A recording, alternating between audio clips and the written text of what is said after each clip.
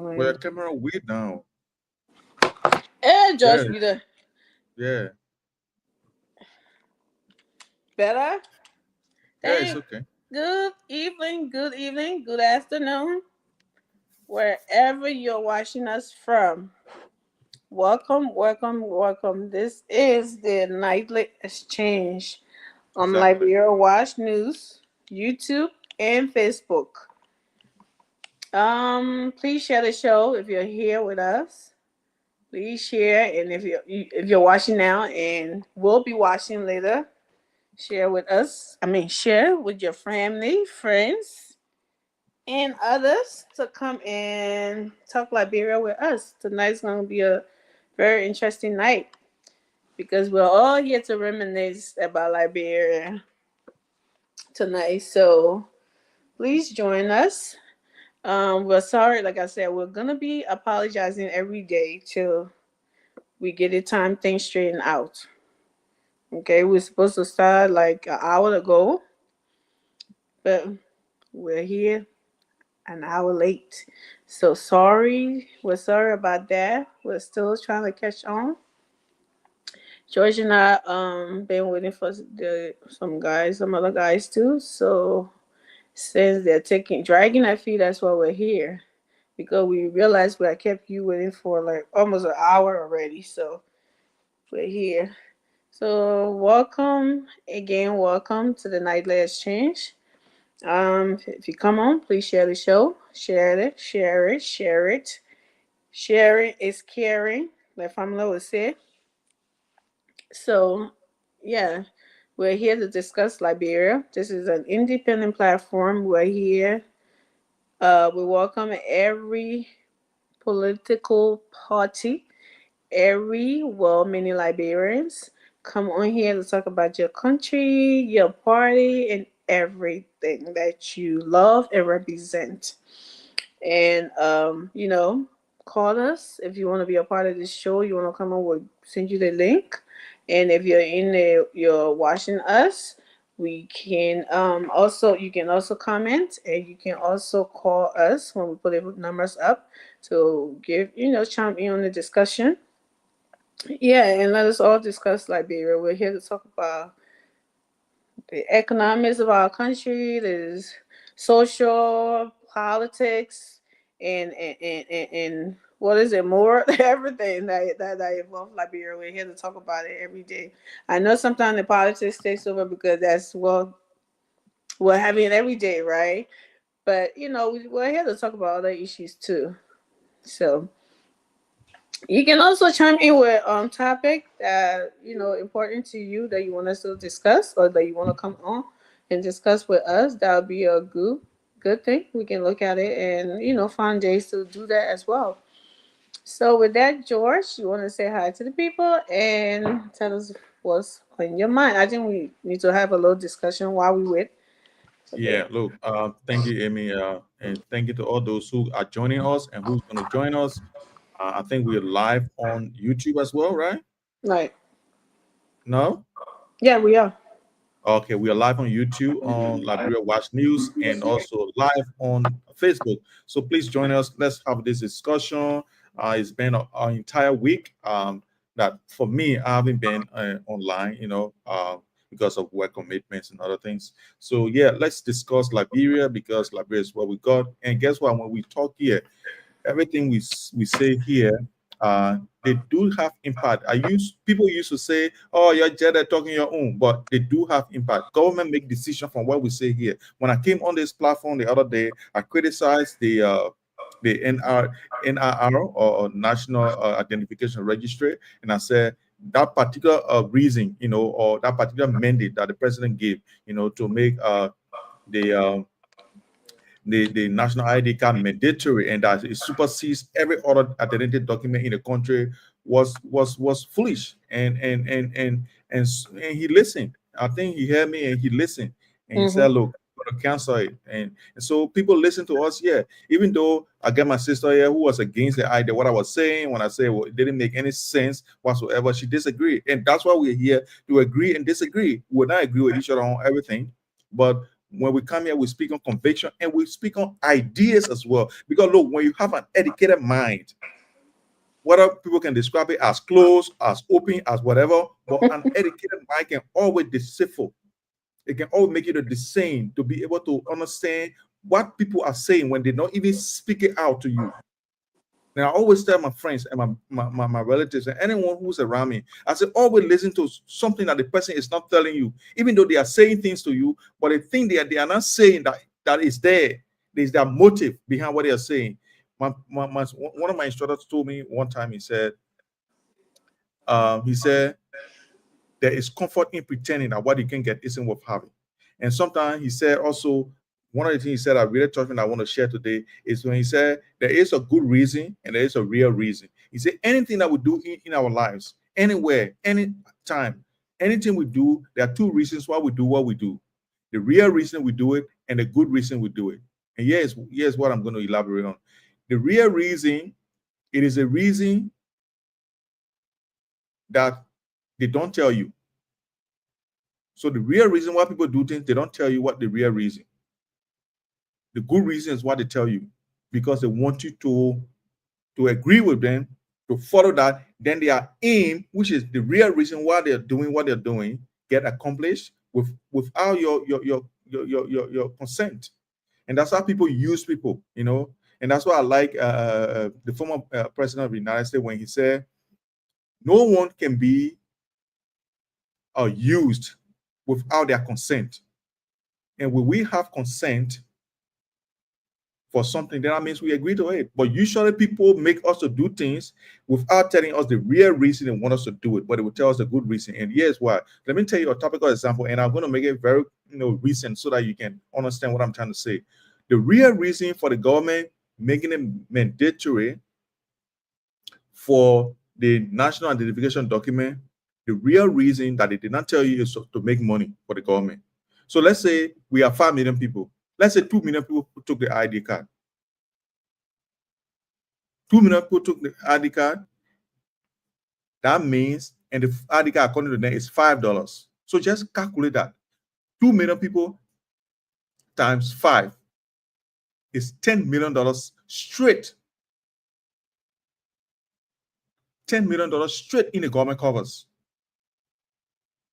Then the real reason, the good reason that they want to tell you that we should doing it, so that it can be identified, so that we can have a one identity document, so that people can know us by that document. Lie. George, what is wrong with raising money for the government? What is wrong with that? Raising money for the government has got no problem, but don't do it covertly and something that does not make sense. When I say covertly, is that we can add taxes on things because we want to raise money to be able to fix the roads. We can add taxes on this, but you cannot tell us that you bring something to us, to sell something to us that does not make sense. If you're telling us to add, maybe people who can smoke cigarette, they say, okay, every pack of cigarette will add 10 cents on it. What doesn't make sense about having a state ID or citizen ID, as they will call it in Liberia? And I always said it, and I'm going to repeat this again. The thing that didn't make any sense to say they would disconnect my telephone, my SIM card will be not valid because I used my passport to register it. And now they say they change it now, they're going to use national ID card. So George, now when I get to Ghana, if I put my SIM card in my phone, it does not work anymore, even though I get about $150 credit on it.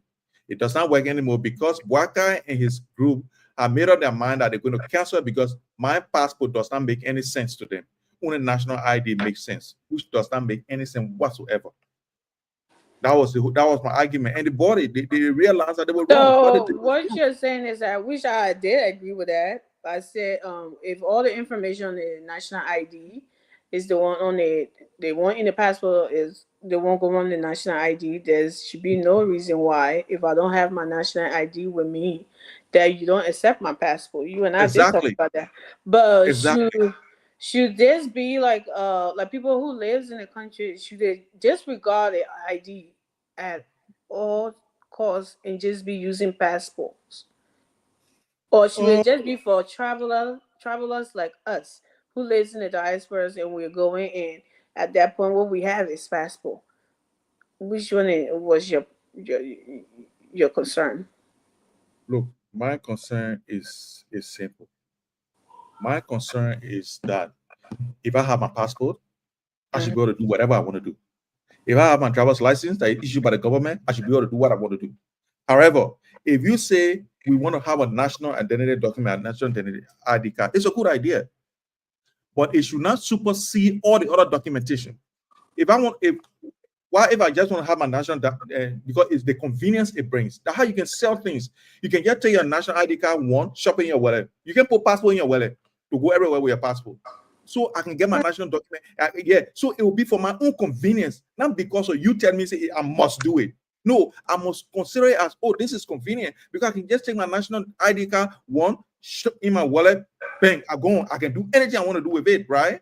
So it should be at my convenience. I should say, okay, I'll make out the idea. I'll make up my mind. I will get a national ID card there. I don't have to carry my passport anywhere I'm going. I can have my driver's license and my passport. If I don't have a national identity card, I can have my driver's license. It still works with everything I want to do. That makes sense. But if you say no, we will not recognize your passport, we will not recognize your driver's license, only national ID, then of course you are pushing it too far, because it is not you to tell me what kind of document I can use to do my thing. Once you issue that's the government. What do you mean? It's not you to tell me. The government tells us. The problem with going in Liberia, government cannot tell us something that don't make sense. Then we agree. We elected them. We put them there. We want them to rule the way we want them to rule. They don't tell us. The people, the power the government has is from us. We the people. We give them the power. And you cannot use that power to suppress us. Then you say, oh, that you the boss. No, we will not agree. And that's what they agreed to. They understood. It didn't make any sense. And they agree. And that's where we are now. It has been canceled. And thanks to the advocacy of some of us, we stood our grounds against this. Well, first of all, the national ID process was canceled because it was not rolled out. Tough for it, like it's kind of like, stressful. Tough for what? What do you mean? Like getting people, I think they're trying to like send it into other states, or county. Like, what do I keep saying? State in other counties. Why God did not know that and he signed executive order and then he made deadline all? So let me finish that. So Boaga is not the one doing the job. He's not the one who's working at that office, who is rolling it out, who is the manager, who is the director, who is the boss at that office. He has people who doing that job. So if they're not doing that job, Boaga is the president. He doesn't go to the offices to go and roll out the exercise and how it should be done and how. So yeah, let's go to the transport ministry, like we was talking about. And what else? The who issued these things? They transport and something else, right? So they are the one thing about finding a better way to do it. Like we were saying here, people taking stuff from Grand Crew, and then George picture going on mirror on mirror application, and mirror picture going on, stuff like that. So they want to have I think regional something that people can go and do that, which is more preferable than not because something did not make sense. Yes, if somebody have their passport, then us travelers, we should be able to use it to do transactions. But here in the United States, that everybody worship and everybody think that they are the greatest and know everything. Here we have state IDs and we have passports. When we go somewhere, sometimes those two documents are required. Sometimes you can use one or the other, but you don't carry a passport around every day. That your state ID turn into your driver's license with everything on it. You carry that around, and all the Liberians there, nobody complain about it. They go exactly. We pay for it, and we have those things. Nobody complains say it doesn't make sense, or it makes sense, or so and so this that. No, but in our good old country, Liberia, we always wanted something. But anyways, thank God they went back on that passport thing. That's all I thought was good when they did that. Go ahead. Yeah, so look, I understand. I live in Australia, right? Guess what? I got a passport. I got a driver's license. Those are the two documents, right? However, to know your true identity, if you're applying for something, they want your driver's license, they want your Medicare card because we got universal, we got free healthcare here. I can just now go to the hospital. They will treat me free of charge. I don't have to pay anything. So you have to have that card, and then you have, you know, a birth certificate if you have one. But the simple fact of the matter is that in this country that we are talking about, in this United States and in this the US we're talking about here, it is not mandatory for you to have a driver's license. If you want to drive. No, yeah, listen, yeah. If you want to drive, that and guess what? And you getting my point. That is a privilege extended to you. If you want to drive, take it. If you don't want to drive, that's it. So what I can tell you, say, if you want to take it, if you don't want to leave no. Driver's license is different from national ID. So that he cannot tell you that. Everyone needs to have a national ID to identify everybody in our state. Everybody forced to get a national ID card. State ID card. Everybody forced to get it. Yeah. No. If you want to do certain transactions, ask for your state ID. Exactly. If I want, they're not mandatory. That's the whole fact here. You should not make it mandatory. Why if I don't want it, I get my passport.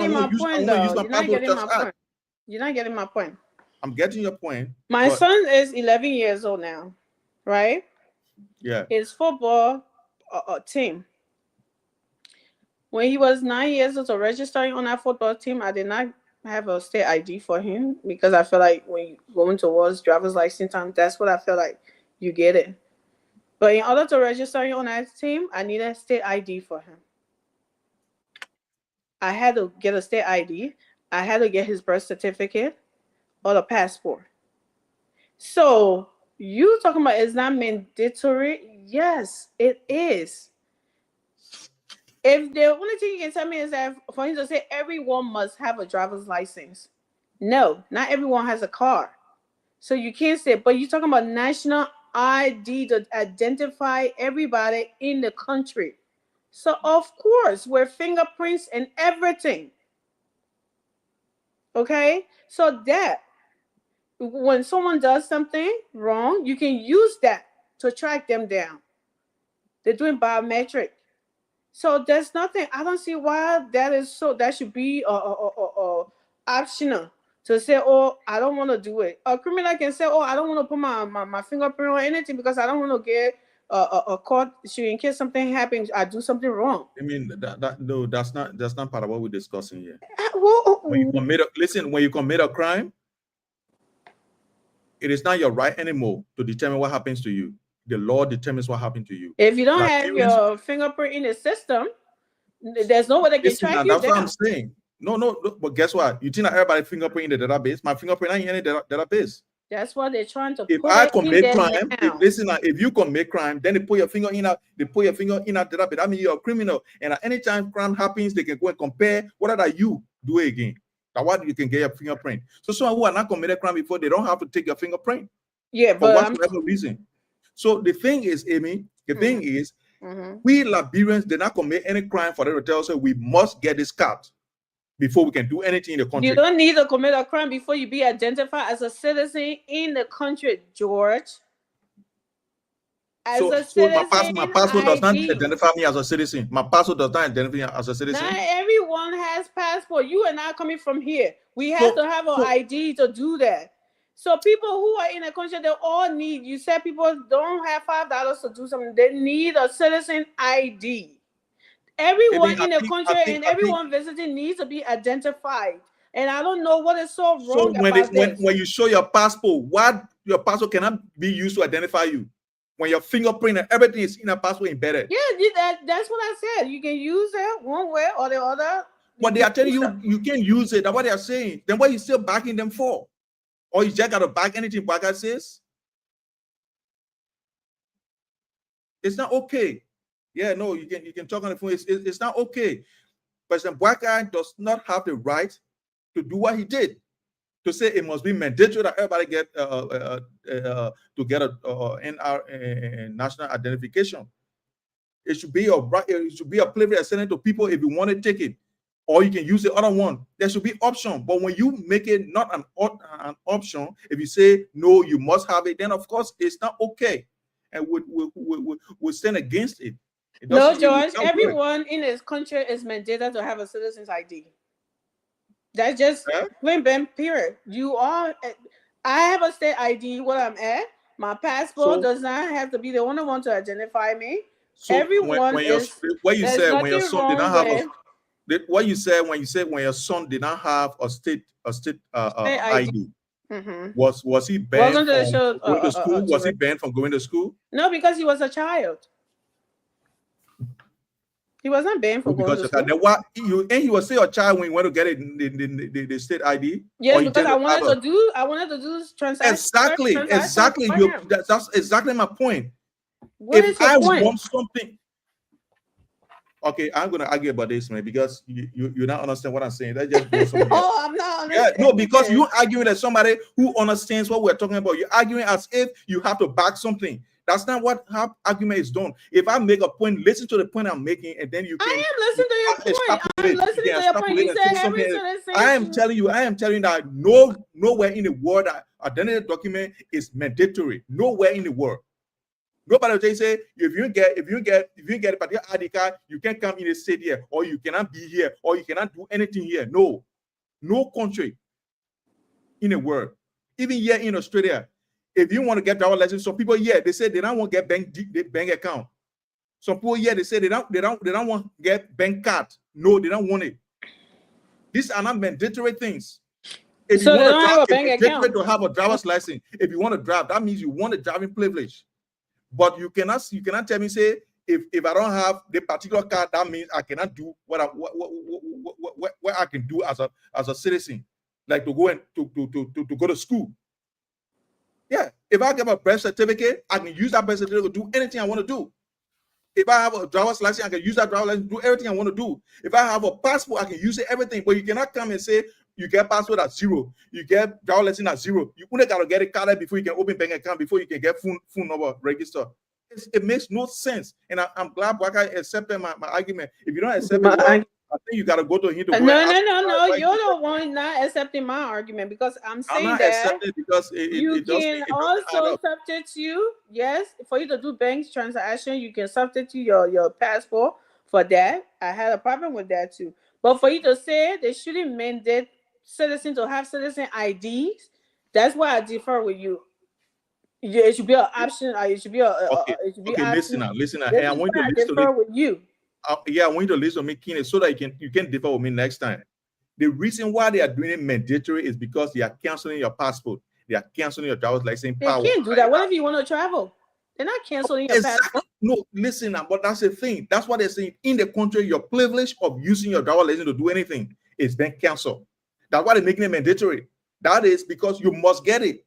So for canceling that privilege that I already used my money to pay for, and the government issue me, and you cancel it and you say, I only got to get this. No, it's not right at all. My passport should be able to do everything because you said that to identify me. And in my passport is there George Whittle, Liberian citizen.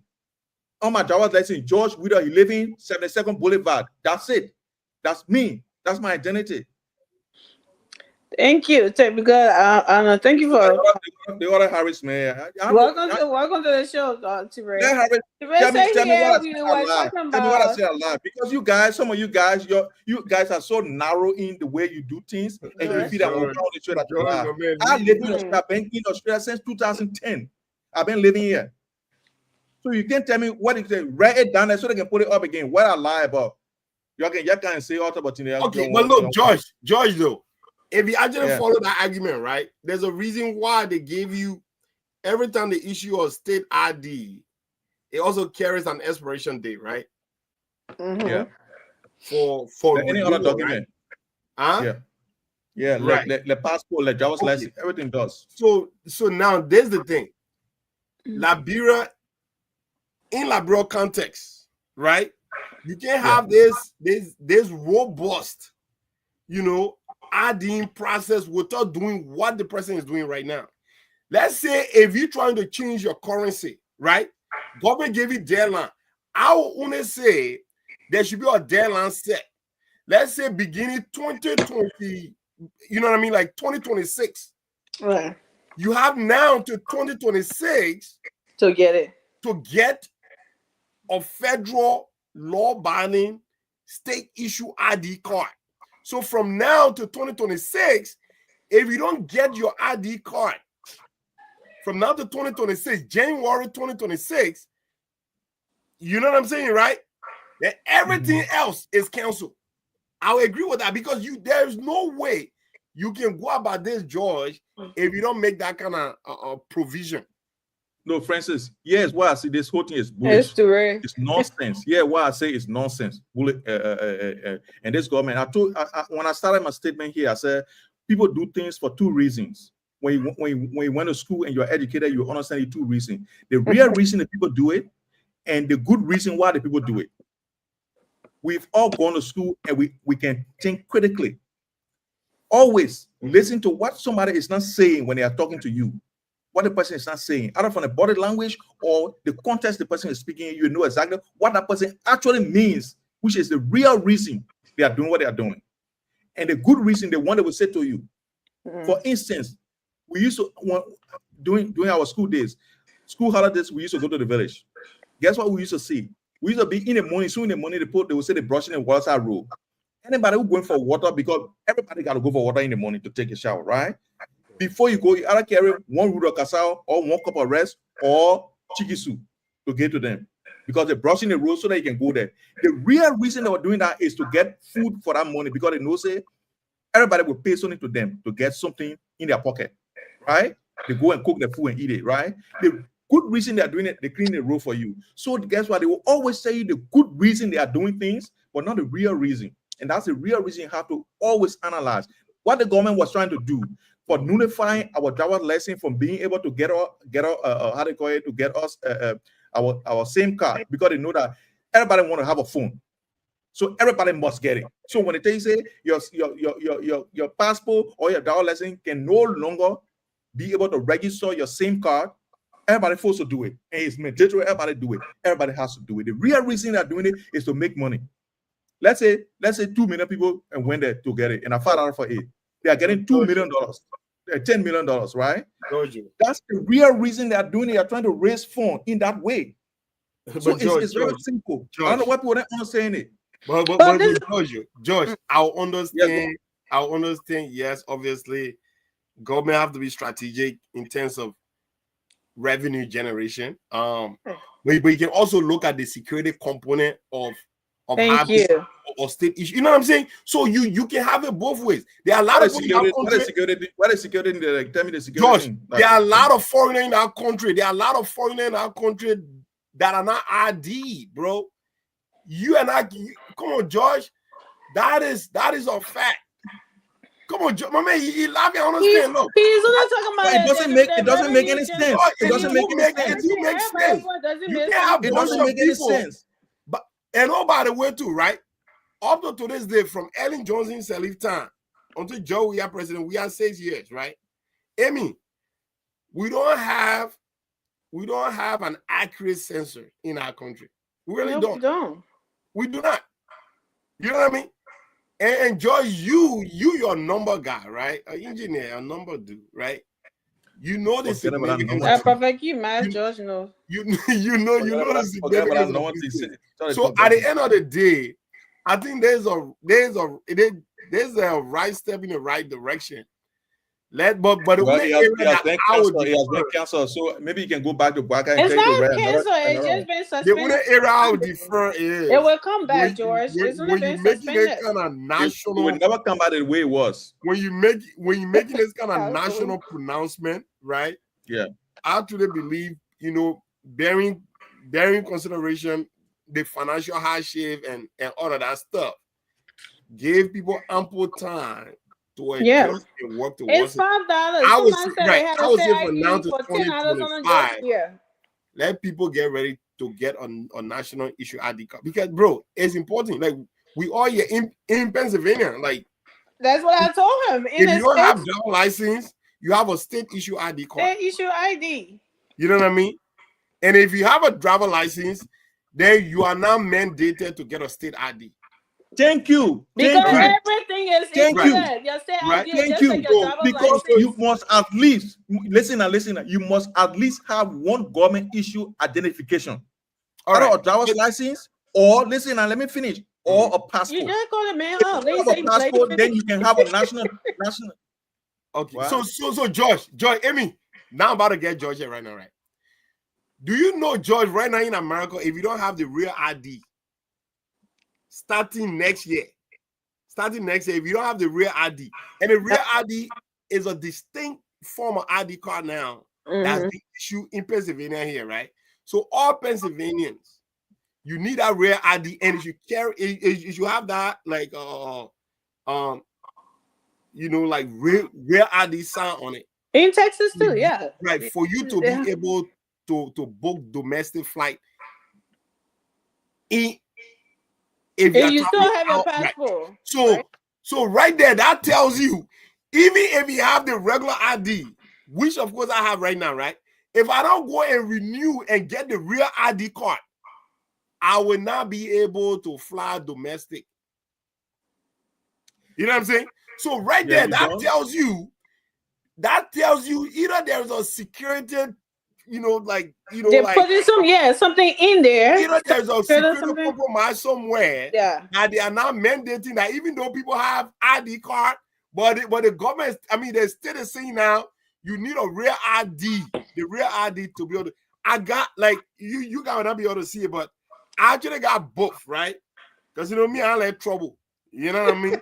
trouble in myself. You see? So you see, this is I don't know whether you guys can see it, but there's a real ID here, and this the other one too. Do you see any different on that? Big difference? If you can see no, of course. It will tell you, but it's very distinct in a way that they really have to take a look at it to really see it. Mine is right here. When I got mine, I was like, well, what's the difference? This is like is that a security something embedded in it? That's what it is. Exactly. So George, you see that? So it could be about some security assessment that people have looked at, and they're making it mandatory that every citizen that lives in a country should have, these things. So I don't think there's something that I know Liberia as a country, politics has been polarized in a sense. Oh my gosh. Every issue, it don't matter what it is. People will use it and make politics out of it, no matter what it is. Can you imagine national ID, or having problem with national ID? It just. You ready for me to make my point? Yeah, make your point. All right, good. So look, the thing is that real ID you're talking about and that to ID card. I'm in America, but I know that the one you get when you expire, that's when you go to the next one, right? No. Listen to me. No, you asked a question. I said no. But listen to me. I'm not. It was a rhetorical question. Okay. I'm not even asking you. So here's the thing. This is the ID that government issue you. Right. They say they are bringing an upgraded one, which is a real ID according to you. I'm not there, right? Mm-hmm. They will not say the one that you get now, it cancel. It does not work anymore until you can get this one. They will not say it.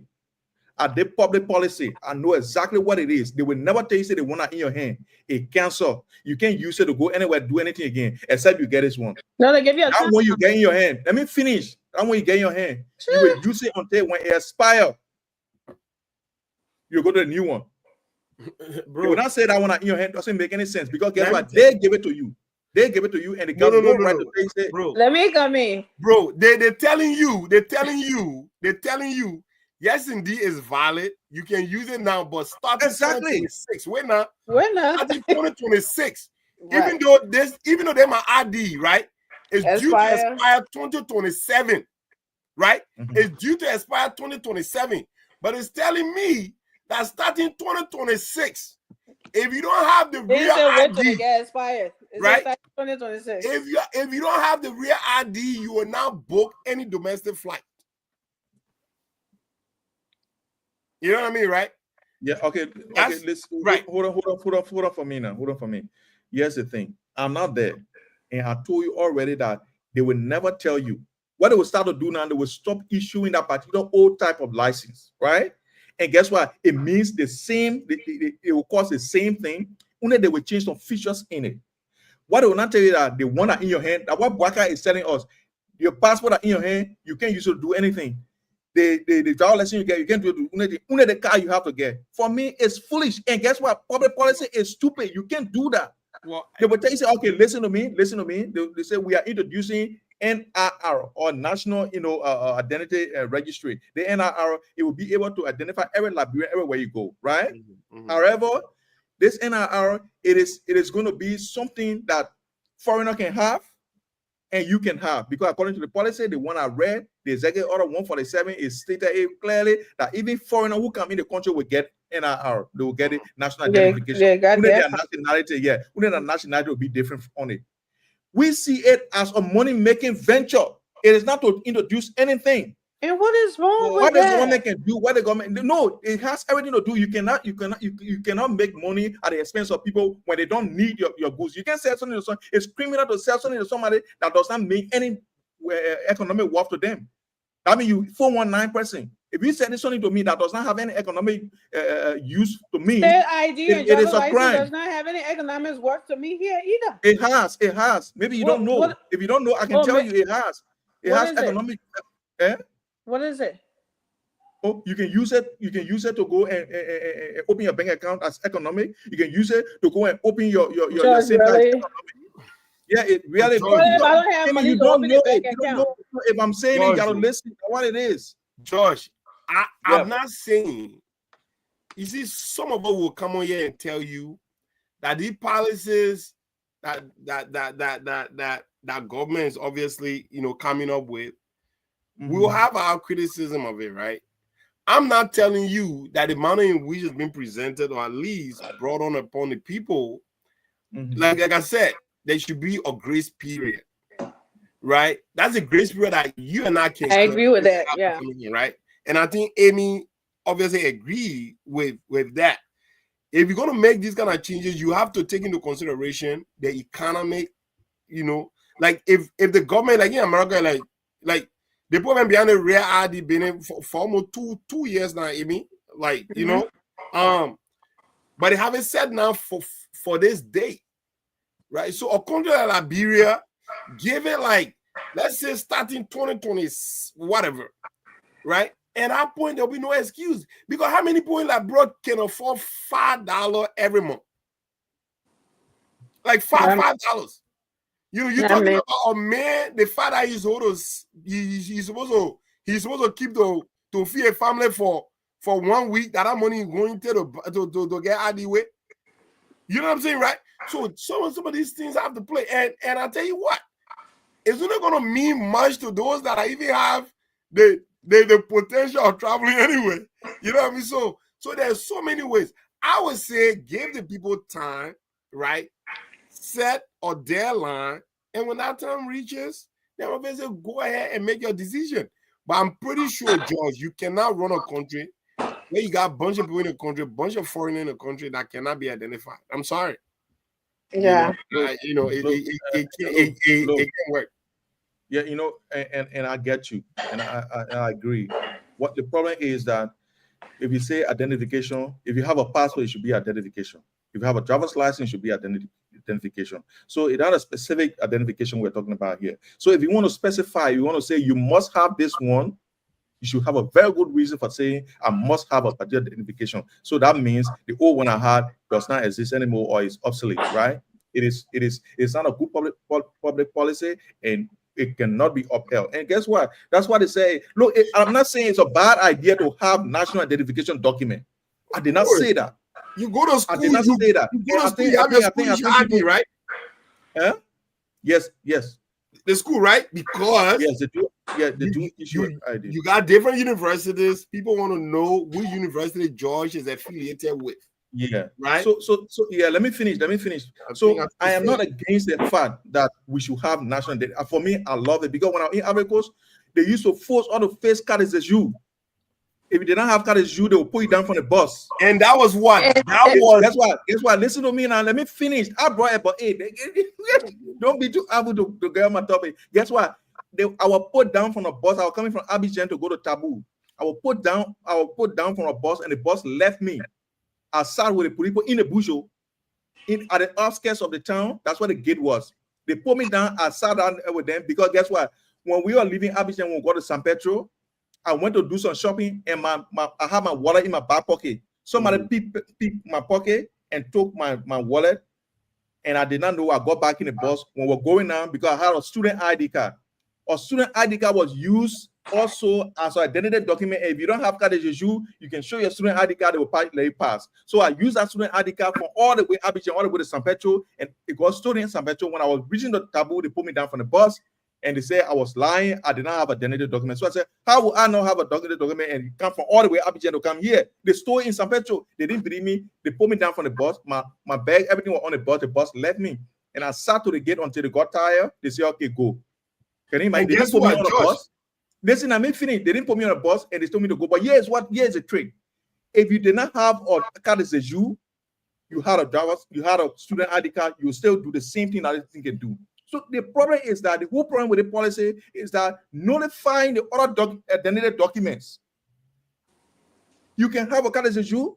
If you don't have it, you have a student driver's license. So in Liberia, if you don't have a national identification, you have a passport. It's the same government issued document. You should be able to have a SIM card from it and open a bank account. If you cannot, then of course that particular privilege that you have on that document is only there now for you to travel.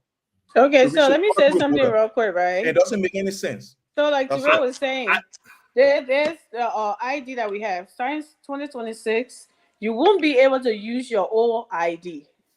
Why do you think that is? You think because the picture not found on the first one, or they don't, or we didn't pay enough money for it? No, because they have another security feature embedded in the new one. Reason best known to them. We don't question them. They say you have to get it. I can question my government. Here in Australia, I can question my government. You can question your own. Maybe that Trump, you can question. I can question my government here. I've been sitting here quiet. You don't let for somebody to so please me. We don't go questioning and say, oh, when I went there, when the lady gave me my new ID, I was like, what is the difference? It looks the same. She said the new security feature in there is different. You won't see it, but it's in there. Okay, so this news, all this citizen ID, fingerprinted and everything, right? Ture, that's what it said, right? Biometric and everything. We should have something. You have the citizenship or student ID, something or whatever that your fingerprinted and everything, or they're trying to know. And some of the reason why the U.S. is talking about banning Liberia and all of that, because of some of these things that the people going taking the fake documentation from so-called what a place the World Trade Center. They take those things and carry it to the embassy and they say when those things when it happen, the government don't take actions. Those are some of the reasons, and that's why the government is trying to put in place these security features and something, and you're making it look like they're trying to raise money. There's nothing wrong with government raising money. Nothing wrong with it. I don't know why we're making it seem like it's a taboo here. The only thing I see about that, like that Teresa, is you have to give the people timeline. You have to give them time. Like you said, from now to 2026 or the end of 2026 into 2027. Everyone should have it. Everyone in the country should have it. That would make sense. And then to say, okay, if you're a traveler, you don't have that thing when you come in, you can use your passport to be able to do that until you get it. That's all I see. But you can't say, with your passport, you can't do it. That's where I had a problem with. But there's nothing wrong with this whole thing here. That is nobody should get it and this and that. So let me try me with national identification card. Mm-hmm. The essence of this card is to eliminate. Look, our documents has been in the hands of criminals. It's a national security reason why they are introducing this national identification card. Because a bulk of our paperwork, Liberia is like an open country, right? Oftentimes people come to the country, and just under the carpet get documents. They are not real Liberians. Many people in our country have our documents in our hand that are not actual Liberian. This is a new system, and comparing it to the U.S., right? What she said is also every government has its own policy. Every administration that comes to power augment their own policy and bring stuff in. Like Trump is saying that a lot of our documents are in the hands of criminals and stuff from these drug countries like Mexico, Guatemala, El Salvador, and all of that. as a means of they try to change it and have new features on the new one so that you can go back to the DMV, carry that your documentation and to go and get a new ID card, a new driver's license. They will verify you then even more so than the first system to Right. know whether you are actually who you are, what are your documentation you use to get the previous driver's license can get you a new one. A new one has come with new feature. These are all button. These are all security measures they put in place in order to eliminate fraud in the system. People who got driver's license fraudulently. This is the same case with Liberia. They are not saying that you cannot use your passport. What they That's are what they're saying. saying. Hold on, That's no, what they're saying. that's not true. I mean, I won't listen to news in Liberia. Stop acting like I want no thing or what everybody listen to. See you listen to. Then I want to news in The Liberia. first time, that's what, but now they They did reverse not it. say. They said right. They said right. In the event that you don't have the national identification card, somehow, some way, your actual passport that was issued to you can't be used to identify you. But they want you in the end to make sure that you get this national identification card because it has a biometric. The issue is they are introducing the biometric system to Liberia, and that's good for our electoral Okay. system too. There are a That's lot of people who complete voted in our election who were not actual Liberians. That they need to That is eliminate that. That is So a complete. that's a new. I mean, you are talking. No matter you're talking here, man. So you I'm are just talking here. We're listening. Now that you are talking something important, maybe you are talking crap that I'm not supposed to listen to, but I have to listen to you. That's your opinion. So I have to listen to you. Whether I'm I'm talking just nonsense, saying that listen to that's not me. true. That's not Okay, true. so I just told you okay. that If it's not true, you can give your rebuttal. But the national identification system is almost like they are creating a new system where they gave you almost a social security number. Mm-hmm. When in Liberia have we had such system? When have we had such system? You want me to It answer has you? been reintroduced. I think now back in the days of old. They're trying to bring it back so that they can have everyone. If you cause problem in Liberia, they can use your national identification number to Thank trace you. you down. They Mhm. can use your biometric information to find you in case of crimes. It helps in every facet of our democracy. It tries to help to reduce crime in the country. Some of you say you've been in, I know, army, there's a security, national Army. security, there's a Like national security, I said, boy, it was a gang. there's a national security spin to this. It helps with filtering criminals from our system. It helps to sort of Absolutely. more validate our electoral process. George knows No, that, but he just want to be no, political. no, That's no, all no, this no. is. Let me just correct Momo. Let me But just let correct me Momo. tell you too now. I mean, you're Momo. not correcting me. Say your own. This national identification started since Ellen time. It started a long time ago. I said it's coming back. I said no. Listen. I'll correct you too. I corrected myself. I said it has been reintroduced. It was there before, but they're trying to bring it back. But now to do For it, more they security are putting features. biometric into it. Early time, Okay. no biometric. They're just giving normal people. Okay. Go ahead, Okay, George. let me go ahead. So the thing is that nothing in the president's memo tells us that there's going to be biometric. Even the ones they started facing, listen to me, even the ones they started facing in Lofa, there was no biometric. That the people that brought in noise here, that were charging the people over too much money, there was no biometric involved. You go there, they take your pictures, you put your money, you put your partner, you put the village you come from, and you put your thumb on it. But turn out what? Okay. No, you need to listen when you go No, vote. That in where they can point your listen to me now. That in where they can Let him that finish, in where they can Momo. point your Let finger. you come For you in. to put on that, you put on that.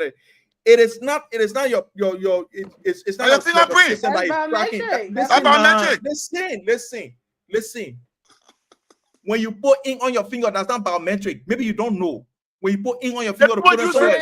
Momo, please mute. No. Let the man finish. This guy, I have to Okay, correct this guy. okay, This guy will not okay, sit y'all can on the go ahead, shoulder y'all can and go ahead. spew lies. They're using computer to once they put your hand in that stuff, they use computer. Don't come and lie here. Well, the ink. Okay, so this wasn't even part of our topic. This was what's on your mind. We're not spend more than something on it. But anyways, can you please start turning your screen off? You gotta get some kind of thing going on. So let's start. Today, George, if you're ready, we were supposed to be. Well, I had. But the man cannot come and spew lies on this show, Well, let him right? finish, No, then no, you no, but correct Momo, him before the Momo, show be noisy. let a man exhaust The his man point. interrupted me. So look at me. He had a thin skin. He interrupted me at a lying floor. I got to erect some checkpoint for this dude. This dude will come on the show and lie. That's not, look, the people use computer.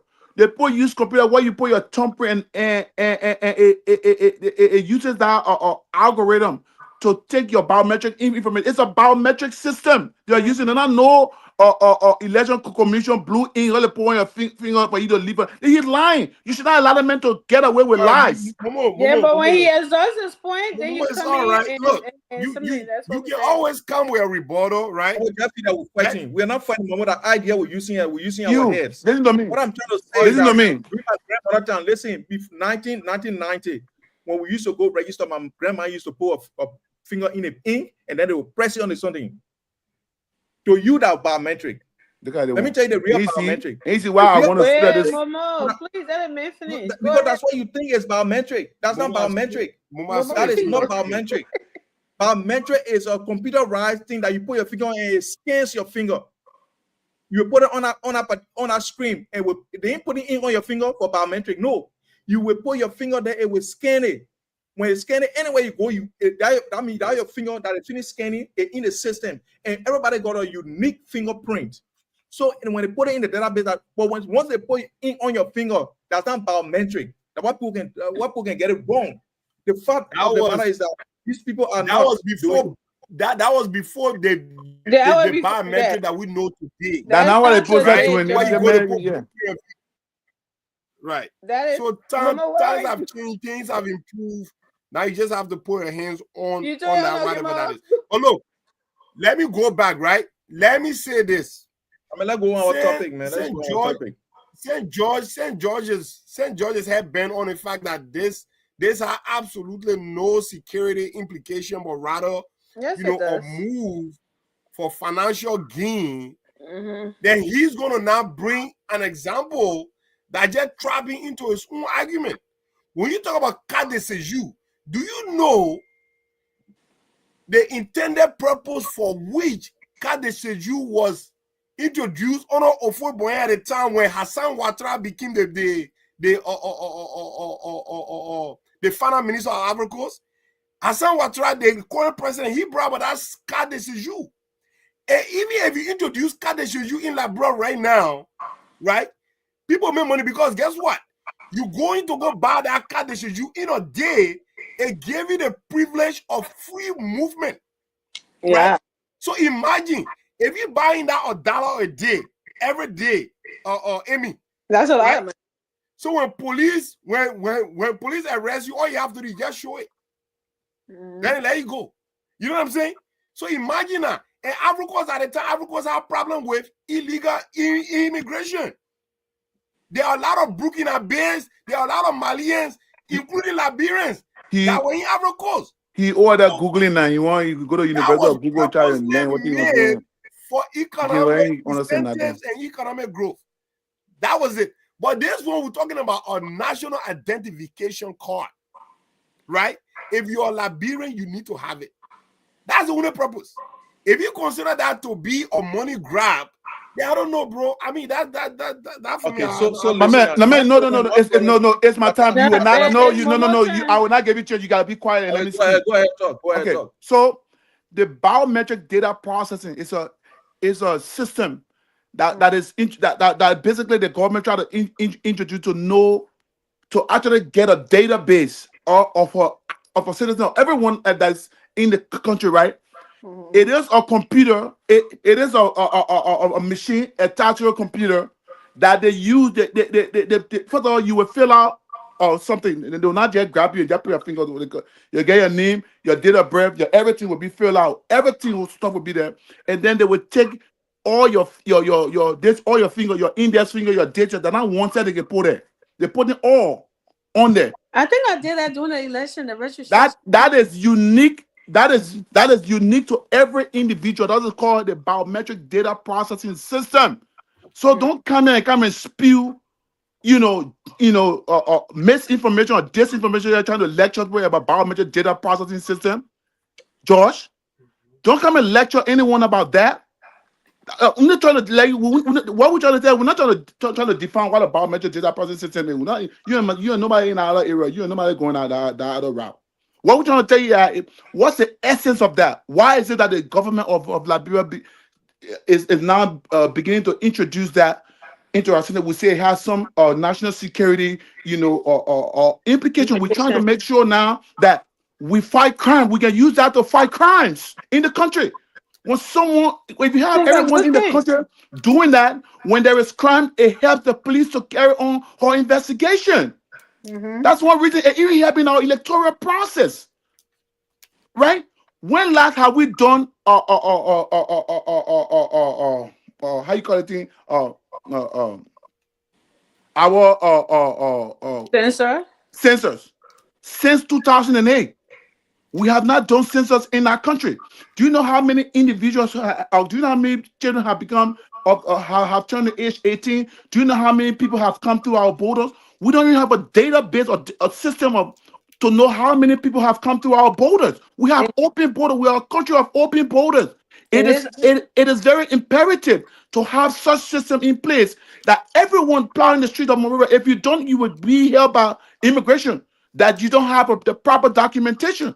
However, passport is another means of identifying how many people in Liberia, how many citizens in Liberia do go for passport. They only do that when they want to travel. It is not forced, but the national identification card is something that you are forced to have. You should have it as a form of identification. If you want to go to the bank to go and receive money through what's in your money grant, if you don't have a national identification card, you won't get your money. It will force everyone now to have that. That's it. Look, you will not force anyone to go and get passport. Though passport is another form of identification. Most people go and get passport. It's more expensive too. Okay, why in America? Passport is a form of identification, but when you go to the club or you go anywhere, you go to whatever, you don't ask you, they say, what's your ID? They don't ask you for passport. But however, if you take passport, they will look at it and still allow you to go in, but it kind of look weird in our society for you to ask you for identification and you show a passport, or you just show your driver's license or your ID card. This is the same system they want to have here. They want to have, not that the other ones are not used, but the standardized form of identification that the government want to use is your national identification card. Before you get it, you have to carry your birth certificate. You got to show some documentation. You're not there go grab you and say, can't take your neck card. You will show that you're Liberian. Or if you're not Liberian, they will put it like you either Ivorian or you carry alien or you're alien in our country, but you are an Ivorian with that was issued Liberian national identification card as a means of identifying you in our system as a non-Liberian or a Liberian. Thank you. Enough of it. Thank you. So can I say something? Can I say something? Then we'll move on. Yeah, go ahead. Tell us again. Like I said, I am not in any way against us having national identification cards. What I'm against is telling us. I'm going for water. I want to drink. I'll be back. Telling us that we cannot use our passports. We cannot use our driver's license. That is what I'm against. For the fact, my passport got my biometric information in it. It got all my information in it. It is a government issue identity. I should be able to use it to do whatever I want to do. If I want to be convenient to say I don't want to carry my passport everywhere I go in, so I want to get a national ID card, it's on me to do. And guess what? My relatives in Liberia have been having national identification card for many years now, even before Boakai came to power. When Boakai came to power, the same identification still exists, but he said it should be mandatory. That's what the problem is. Because if I have a passport, I should be able to do the same thing that the national identification card can do. That's my argument. But George, Cannot- no cannot one make Amy, is it. saying let's is just that. move on now, Amy. Let's move Because on. even I'm in just Australia, saying we're moving in on. the article we're talking about, if you have student ID Let's card, move. it was I'm Ture, considered saying it was this. considered We're moving a on. high Ture, identification. before we move on, you know that everyone in America is so that we can get passport, or if you get passport. But where in America you go and they ask you for form of identification, that passport you can show. Then you show that everybody go and get that and go and get identification from the DMV or from the driver service. The reason why the Liberian government is saying that no, you won't use any other form of, because they are forcing everyone now to get this. Because Liberian people, if you just leave They it, forcing, they hold trying on, to force us. my man. As look, our system, our system we don't have a biometric system. They're introducing a new system. If you leave it to Liberia and say, So oh, you we can use can't the use old the one, one since adding time. It's a get new the new system. one. How We hard just it told is. you said we have all IDs in America. Yeah, they didn't also get So- new ones because of the security features. So why And- would we be using something from adding time when they're putting more and- features in it this Excuse time me. around? How long does a driver license last in But the let's player? move on. Probably like after 5 years or what 6 or I think 10 years or 5 years, you gotta go and renew. You gotta go Wait. and get a new one. So you expect from wait at this time. Somebody get it 2005. You expect them to still use it today? Come on, man. When they Let's just move on. when they were issued, they didn't have beer, but now they got beer over their face. Look, But look, no, the we're good moving thing, on, the George. good We're thing moving is on. that We're moving on they to our suspended topic. this thing This thing because is it's long. foolish. No, They it's not suspended foolish. this They thing because suspended it's it foolish. because So of let's just move the on. human capacity to get it done. And the way they were rolling it out, everybody have to come to Monrovia. That guy was sleeping when he saw the paper. No, He the didn't know that system we had to get past it. The system had a DOS, the denial of service. There were too many import, and then the system could not hold Right. the amount of data that are flowing. So they had to prepare the IT system. All the thing the reason the report held back is to Yeah, make you the system working with even more NRR, you working to with make the them. system. You I know mean, all you the know, but things. man, be quiet, my man. We know who talking here. To make the system even more robust. Yeah. Okay, we're I moving know, on. I know what we're talking George, here. when I You agree, even know what you're talking about. Momo, because George is trying to preach politics, and it's not working for I'm him. preaching no politics. Yes, you are. That's all this is. Politics. No, I'm not preaching any Everything politics. politics And you, is wrong. you It's for wrong. you That's for you to why not be this able is to a understand that national this is ID. politics, this is not politics, a For you confusing to thing. stay here and say national ID with futures and stuff in the security feature, for you to say it and tell us this is nonsense, there's nothing else in that. Nothing Because else. you don't Well, the understand. question I'm No not saying argument, it's a George. bad No, idea. I said it here argument. all the When time. the I country say you having a living in, national you go in- identification is Yeah, not a what bad country you idea. living It's a in? good thing. I've been saying it Yeah, over and what over. You don't country you living understand. in? You go I've in said there it over and the over same that it procedure, is but not you a like, bad where's the idea. I problem? want us to have it. However, you cannot tell me that. Amen. I Let's move also on. have it. Let's Amen. move on. Yeah, because Amen. I don't know what This is a man person- who say President Donald never did nothing but we are. I can't maybe listen to. Let's move on. So guys, we I mean, are. if you can listen to me, then I will just log up so I can have your show. I go home, I go sit Okay, and meet okay, my let's team. go, man, let's go. I guess only have to do. And I get under the What I'm Messi. looking He at, said, the thing that no, people yeah. are doing George, something here, George, writing paper. George, and I had to get under the scheme. Who I just go to school time and then walk back finish on the school now. So that Billy legging and Yeah, red come here. presentation Yeah, has been. for me, Let's focus on the show. I will not finish learning until I can die. You get too much thin skin, my man. I just go under the skin. You won't cry. I'm Yeah, not- yeah, Okay, yeah. so let's Yes, move on. I'm not there, but if you All right, cannot guys, speak to let's somebody move in the on, way let's you move on. speaking, All but right. we are all intelligent people on the platform, and said nobody must listen to me and this and that, this and that. They're not. After is that educative conversation, not argumentative, right? You can be argumentative, but you cannot be in an argument where the Say, other I person won't is be trying to- dismissive. I'm sorry. not to Hey, try to hey, point, I but won't to be notify you dismissive. Listen, my man. I trying won't to- be okay. I apologize. I won't be dismissive All right, again. general guys, let's Let's go move on. on. General guys, let's move on. So, General guys, let's move on. Move so on, let's general. move on because what the yeah. So today we was gonna talk about our late President Samuel Kando, which we've been talking about the whole week, I think. From the family drama to the burial today, final resting place, right? So today we just wanted to reflect on his, life. I know some people not happy about, what had happened, why the government should give him a fitting burial or whatever. But at the end of the day, like I said, he was president for Liberia.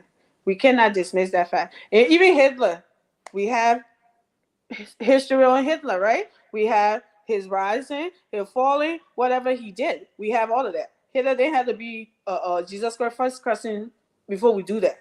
So that's what we are here today. Yeah, So Hitler with a different ball game. well, yeah, but I think he was worse than Well, President. obviously, yeah, his yeah, So he that's did. what I'm trying to. No, I think you're compared to Jerry Rollins and stuff. I think that's a little equivalent, and then Oh someone no, bringing yeah. I wouldn't go to Jerry Warren, but anyway, w- Marshall territory now. We will not go to Marshall territory. let the character speak, okay? So yeah, so we're gonna go around the table and just talk about the rising and falling of President Samuel Kando. This is our aware of what the burial something was today, right?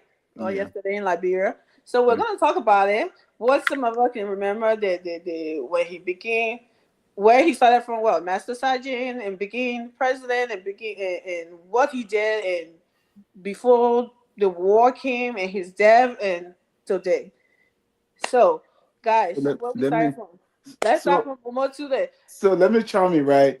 So I would say peace to his arches, former president, Master Sergeant Samuel Kanyado, how I will remember him today as being a great statesman. And I know a lot of people will disagree with me Yeah, because absolutely. I mean, the life of Samador, is one that if you reflect on it, some people will look at him as a dictator, one who came to power to the barrel of the guns, where he had a coup d'état, and to get the power. And also he hurt a lot of people. Mhm. What's come to power? He executed a lot of people, and thinking that that would have solved the problems of Liberia, and or rather it was worsened. By his actions. But I would say that there are some good things about his If you leadership. say you heard a lot of people, I mean, what kind of people were they? A family, Officials? When you talk parents who no people, parents who were executed by him. Those people who were slain on the pole, on Right. that fateful day. Those people he lined up right by the okay, barrel. 11, right? 11 or 7. Yeah. BTC Barrett. Those people he felt that had they been alive, they would have, sort of obstructed, his rule and whatever. And then he had to execute a lot of. So I said he hurt a lot of people in the process. Those people should not have happened. The blood of those people that was spilled or spilled on our land has caused a serious problem today. All the issue of civil war that happened in Liberia since the arrest riot to him to the Kongba, the coup that happened where Kongba attempted to overthrow him, and and the coup wasn't so successful, and he ended up executing a whole bunch of people, thinking that that would have So, saved. Mama, let's take it back a little bit, right? Because you're rushing some of us here. I mean, we just You run rushing into me it. in Yeah. this whole thing here, okay? I watch YouTube, and that's where I get my information from. Right. Yeah, So, but I mean so that's let me ask this question: before before this coup that brought Joe to power, was it right after the rice riot, or it was no. It was before? yes. I mean it was after that. I think 1979 was a arrest riot, right? That that April ultimately 3rd? ousted That's the day. what was it, the Tubman from power, right? And Talbot. You yes, know, I get that name mixed up. Tolbert, right? Which Tolbert, one, Turbo or Tubman? Which one was Talbot, Talbot, Tolbert, the Talbot. arrest riot, Turbo? The white suit guy was Turbo. yeah, The Red Riot preceded to yes. what So, became the so Talbot his of okay, Talbot, yeah. okay. So so let's go to Doe. Mm. So that's what I'm saying. The story, the life of Doe is somewhat a controversial story, right? While other people look at him as a hero, other people will look at him as a dictator and someone who murdered people, you know, in order to rise to a prominence. He could be both. So yeah, it is one that that I mean, based on how you feel about what you thought about him. Well, it's some of a miss feelings, right? So for me, I think I remember Doe to be um as one of the son of the soil. I mean, someone who were born of native parents who became the first native, I think, president of our country. And Mm-hmm. then he's he did his own, right. I mean, he yeah, April 11, Lindsay, April 11, 1979, yeah, and the coup was April 12th, 1980. So that's it. Wow. The arrest fire It preceded was that. almost like a year. Yeah, it wasn't that. It was just in. Yeah. So what I'm trying to say here is, I remember though, as a young kid, I was born right into the war. I mean, right into the coup, 1980. Right, I was born right after the coup because April was the coup, and in May I was born. You see. Mm. So yeah, I mean, we have to know more of that You're a through cool baby. reading. Yeah, many of our lives, that's especially for someone like me, my life as a young man, as a kid, was interrupted by a coup. And then when he became a president in 1985, when that election, they said it was a controversial election that he manipulated and won and became a civilian president. And Mm-hmm. then fast forward 1989, Charles Taylor and his group of people came down and said they were to liberate us from the hands of those who they believe to be a dictator, right? But then also, you can also look at some good things that he did during his presidency, right? As a native born as a son of the soil, the first one who born of native parents that rose to a prominence, it was Doe. And then Doe started to do a lot of stuff. The Samarkand, those sports stadium, he started to build, a lot of, our infrastructure. He started, see there was a lot of infrastructure development under his leadership.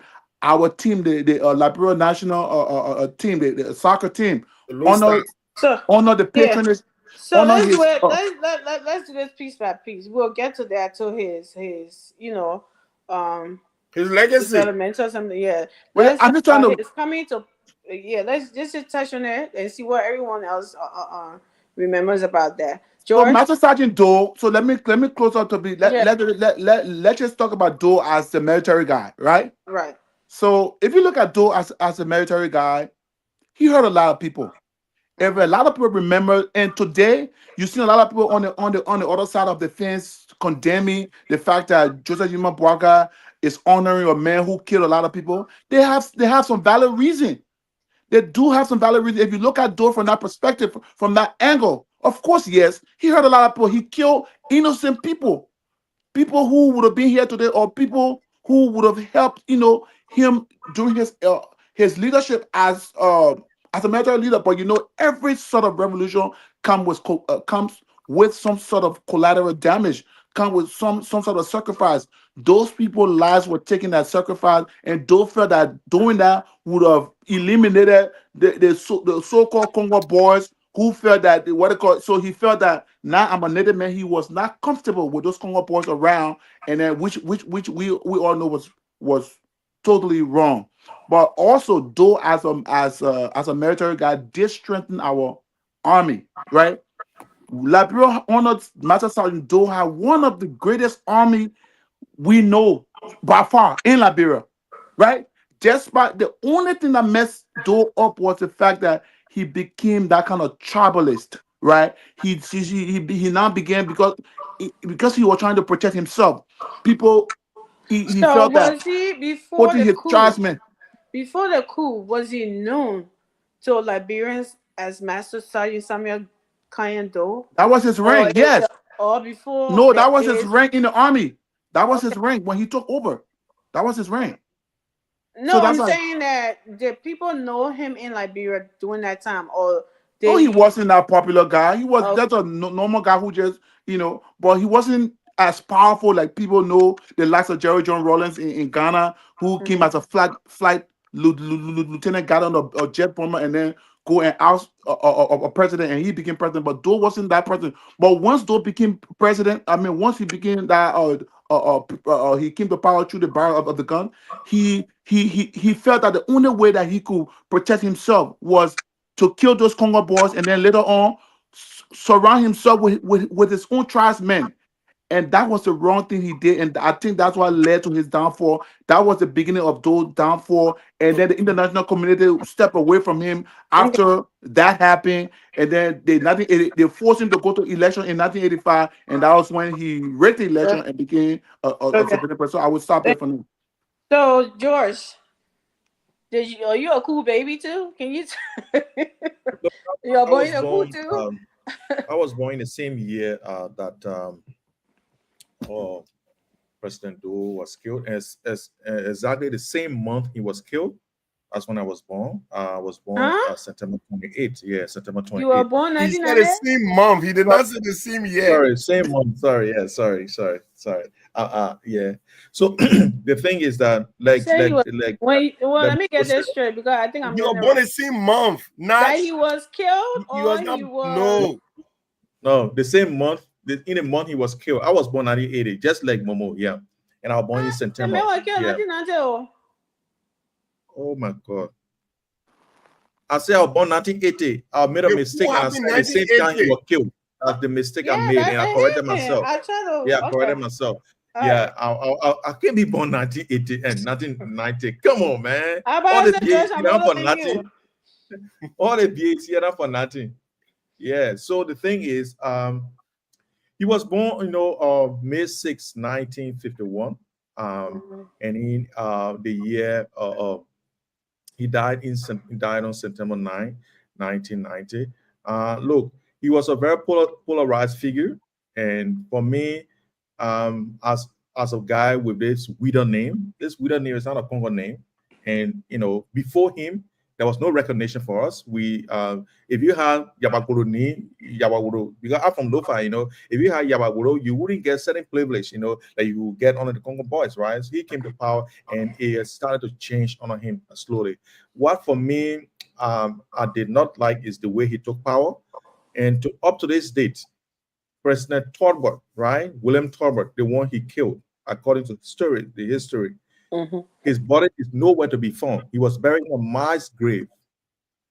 We cannot sit down here and try to think that Torbert was a bad man and Doe was a good man. Torbert was buried in a mass grave, and even recently, his people went to look for his body a few years ago. Which year they even went to look for him? They could not find the exact spot they say they put him. His body is nowhere to be found. He doesn't have a tomb, the one he killed. And we are here spending almost 300,000 to go and bury. We're talking about the life of him. We get to that burial part. It's the same. He said it what we're trying to talk about. For me, we'll get to the burial part. Though caused a lot of harm than good. It's because of though some of us we slept in refugee camps. Some almost died in Kavala River running away from war. I think his legacy should not be such that we be proud of as a nation. I don't think so. I don't agree with that assessment. We have people that his army killed at a Lutheran church. This man, it is not a man of peace. This man put people's fathers on the pole because he said it was corrupt. Instead of putting them in jail, he said he was going to kill them. His unilateral decision led to the death of so many people's parents. There's nothing anybody could do. He sat there and he gave order, and people were shot plain blank in their faces. And today we want to honor him. I disagree. I feel that he is not a guy to be honored. If Waka was looking at honoring people, is the innocent man who was killed at the executive mansion. Just will get to that. What talking to? Okay, look. Okay, then go ahead with the show. We'll get to the burial part. You're trying to tell me when I can speak and when I can speak. So go ahead. I gave the space. Oh my God. No, I'm not angry. I just give the space. Go ahead, because when I open my mouth, I will say the same thing I'm saying. We were reflecting on his military door, president's door, when he got killed. Then we go to the burial part. But you jump into the burial. That's why I'm not trying to tell you what I'm talking about. I already said. I say he was not a good fellow. He was not a good fellow. Finish.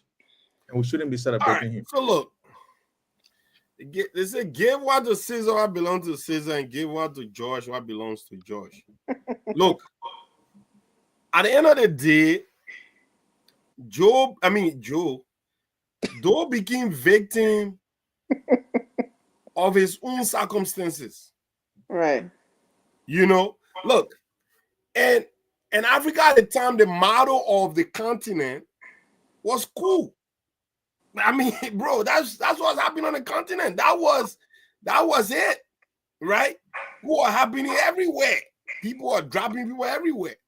Was it right? Absolutely not. But the question is, does he deserve a state burial? We're not to the barrier. So don't know nothing about door to the barrier. You know, Okay, so look, maybe at the end of the day, bro, anybody who serve a country should be giving that. You know, should be giving that. There are a lot of war laws in our country, man. A lot of people did a lot of bad things. You know, if we should go down to see what the Congo people did to us, the natives, I mean, it's a travesty, right? But you see, when the cameras are the brightest, when technology, obviously, the people on the pole, we saw that, but a lot of people brutally murdered in our country from 1847 up to that point. So Ture, do you know anything about President's door? Since we don't know about the military one, we gotta know you. You are not a cool baby. Well, I'm not a military person. I was born So right. I'm not gonna drop my age. Anything about President Doe? But obviously, I was But born. as a military, no. Okay, for someone who served here, and looking back at what our military was at, during the regime of Master Sergeant Samuel Kenyon Doe, right? And looking at the path that our military took to where it is today, right? I think this our army was the strongest. I mean, was the best. I mean, because Doe took his time to send many of his guys to Israel, to a lot of different countries for specialized training. Right? In our military at the time during Doe regime, we had specialized unit. And soon to the cross at Butu. Let me. Let me talk to come to the military aspect. Yeah, go ahead. Bro, let me learn, right? So basically, okay, go ahead. Basically, Doe was a consequential leader because number one, he did something that nobody dared to do, at least from a native perspective. Mm-hmm. You know what I'm saying? So other people may consider him a villain, but there are a bunch of Liberians that consider that man to be a hero, right? After 100+ years of native people being subjected to some of the worst of worst. You're talking about deprivation, denial of opportunities, right? I mean, there are a lot of anger there, right? But that still does not justify, you know, the execution of those former government officials that were allegedly, caught up in that whole, corruption scheme and all of that stuff. That can't justify that. Mm-hmm. But then if you look at it, that's why I said he became a victim of his own circumstances. But that was a game. That was a game on the continent. Do you think playing it? And from what you have seen or heard or read so far, do you think all of these decisions was his, or he was being pushed by the native boy's name? Chewing. Well, you have to understand too, right? For the sake of those situation is a travesty. Because this is the man who did not have any political let's talk about this. He was not educated. All right, that's putting him mildly. He was and the reason why he was presented to be that, he was literally put in that position to be a sacrificial lamb. You know, oh yeah, when the coup happened, they just put in there. Well, the president said, "I love being a sacrificial lamb." Oh yeah, you were put there, right? He was not the face of that coup. He was not the face of that coup. You know, there were a lot of people behind that. Matter of fact, he wasn't the one that executed even Torberg. He wasn't the one. Exactly. Somebody else did it. Right. So at the end of the day, it's like they put him there to be the face. CIA did it allegedly. Right. So of course, and you can talk about a lot of things. You can even talk about the Mossad. You know what I mean? There are a lot of conspiracy theories about that. Whether it was done by the CIA or it was done by the Israelis, Mossad agent, because Tobo they in fact engaged in the Palestine and Israel issue and all that stuff. But that's another conversation for another day, right? But if you look at those circumstances, you know what I mean? It was just like someone who was not educated, but he did well to educate himself when that opportunity was given to him, right? But he was not educated, so he did not understand the inner working of politics. Now you go get that manpower with gun, and everything he knew at that up to that point was gun, you know. And when people in position of power with authority, with gun and all that stuff, that's their only knowledge. That's the only thing they understand. You know, I mean, and the people that were there, they were all fear of their life. He told himself he was afraid, you know. And when people are afraid, they make some decisions. We can go across the border to Lancet and Conte. The same thing when Sekou Touré died, right? All the other men, they were all afraid. They because some people felt that Sekou Touré was not dead, that he was going to come back to Guinea. So a lot of the top commanders, they were afraid to take that position. So they put this guy who was not educated and not, like former Guinean president, Lansana Conte. He was in that position that just in case when Sekou Touré independently show up, he'll be the guy. You know, he'll take the rap for it. So when the guy there now for all these years, when it became apparent that Sekou Touré was not coming back, that he was really dead, then when the people wanted to get out of there, they said, "No, man, we're not doing that." So now he started killing them. He started killing a lot of the generals. So that's what happened on the continent. People are just killing each other. I mean, it's sad, but that's exactly what happening. And then and then to butchers to Touré, right? Touré, right? One of the reasons why Doe became even more tribalistic, right, was after that failed coup attempt by Kouangba, right? Yeah. When Kouangba attempted to kill Doe, and when the coup alone, it was successful from the beginning, but something happened, it turned around. And Doe decided to say, you know what, I'm going all out. Yeah. And he started was that I know people tend to take that as a bad thing, but this is like, if you don't get me, I will get you. Right? I think it was more so in that direction because Kouangba was from what? Nimba County, right? So I think that was where there's no feud between. So this is where I was coming with my question, right? If you don't get me, I will. Or if you miss me, I will get you. I'm definitely gonna get you. Like, but what happened? That's just something. But the route he took, he never missed Doe anyway. He got Doe, but Doe kind of that's why he missed him at, because he escaped. That's why he missed him. And this is what my question was going to be.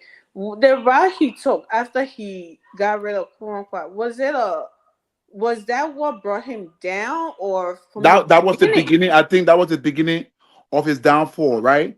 First of all, you came to power through a military junta form of, right, and then you came to power. You know, many people weren't like in favor because they knew that he was not sophisticated, he was uneducated, and he was that low ranking master sergeant, right? And I mean, though in America, that's not a low rank anyway. Master sergeant is a real good rank, but they saw that this guy's a native guy. What they want come and do whatever. So they attempted to get rid of him, and then it was unsuccessful. When it became unsuccessful, Doe went on the rampage. He went after those who. That's how he killed Kouangba. That's why I remember. I think 5-year-old or whatever. No. I wasn't. I mean, I read. I think I read that history because I was a kid. I cannot or something that we read, right? But then after that, Doe began to circle himself. People of his tribesmen around him. He trusted no one else again. That's when he began to be more tribalistic. He filled the army with a bunch of his own tribesmen. Even his specialized unit in his army were mostly people of his tribesmen, right? He sent to Israel for training. They call them the Satu.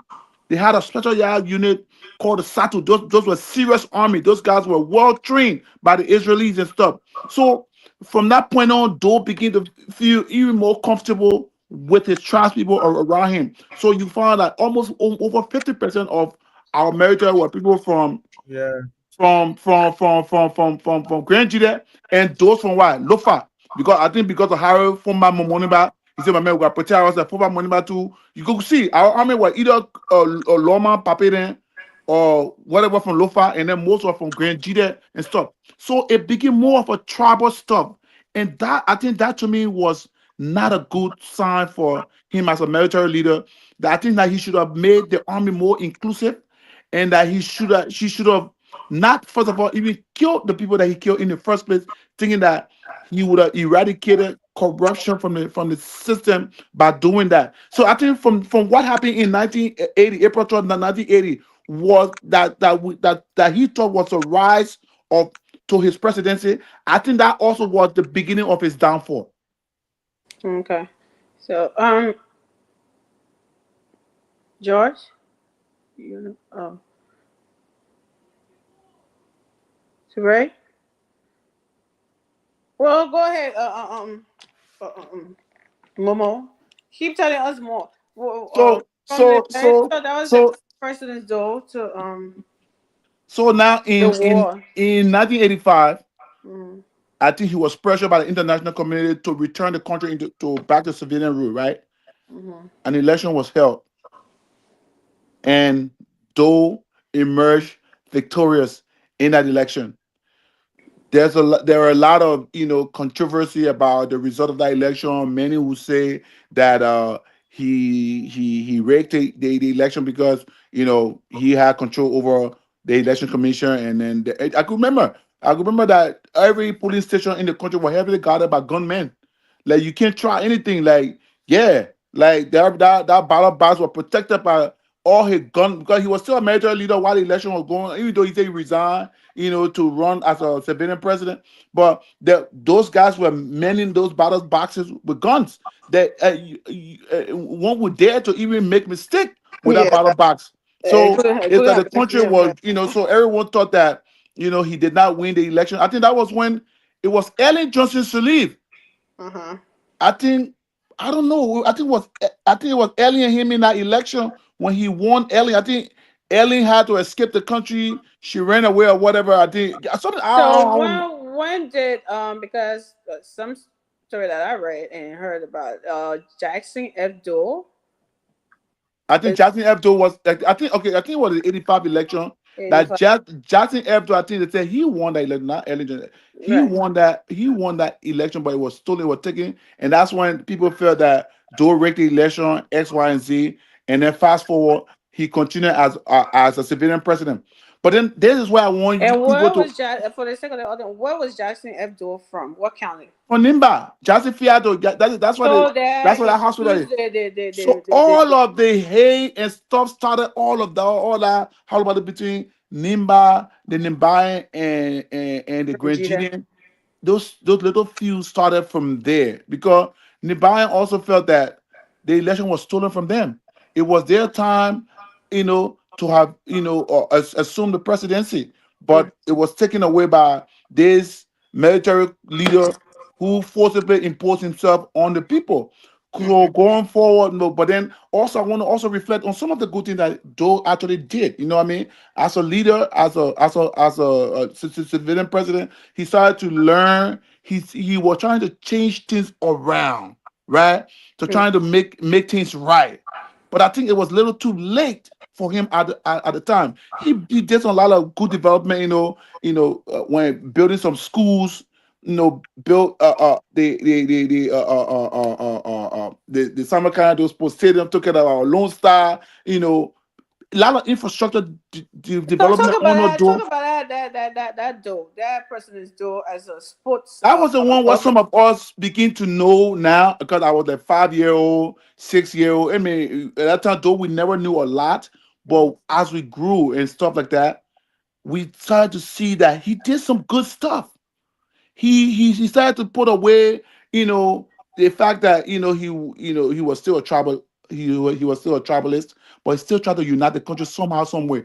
But he still wasn't too pleased with embedding a lot of different tribes into the military. You still had the military dominated by the crown or ethnic group, right? It was still that way, and people was not satisfied, especially for those people, a family member that he killed, he executed because he said he was trying to eradicate corruption from the system. But yet, the corruption was still prevalent It in grew in the system. It even got on steroids and stuff. terror. So you know what I mean. So he was not pocketing most of the money. Doe too was corrupt.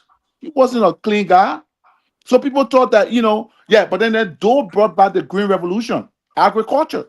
Doe was one of the presidents who had his farm. He told everybody to get back to the soil. That's one jingle. Joe did that, or Tuber did said that? No, Toba was talked about the how you call it from Matthew something he brought about, but Doe brought back mattress. from mat to mattress, right? Then Doe brought the Green Revolution, telling people to get back to the soil. I quite remember on TV, the black and white TV screen we had, in the house, that Doe used to go on his farm, harvesting rice and stuff. Then he would talk to Liberians to get back to the soil, to grow our own food.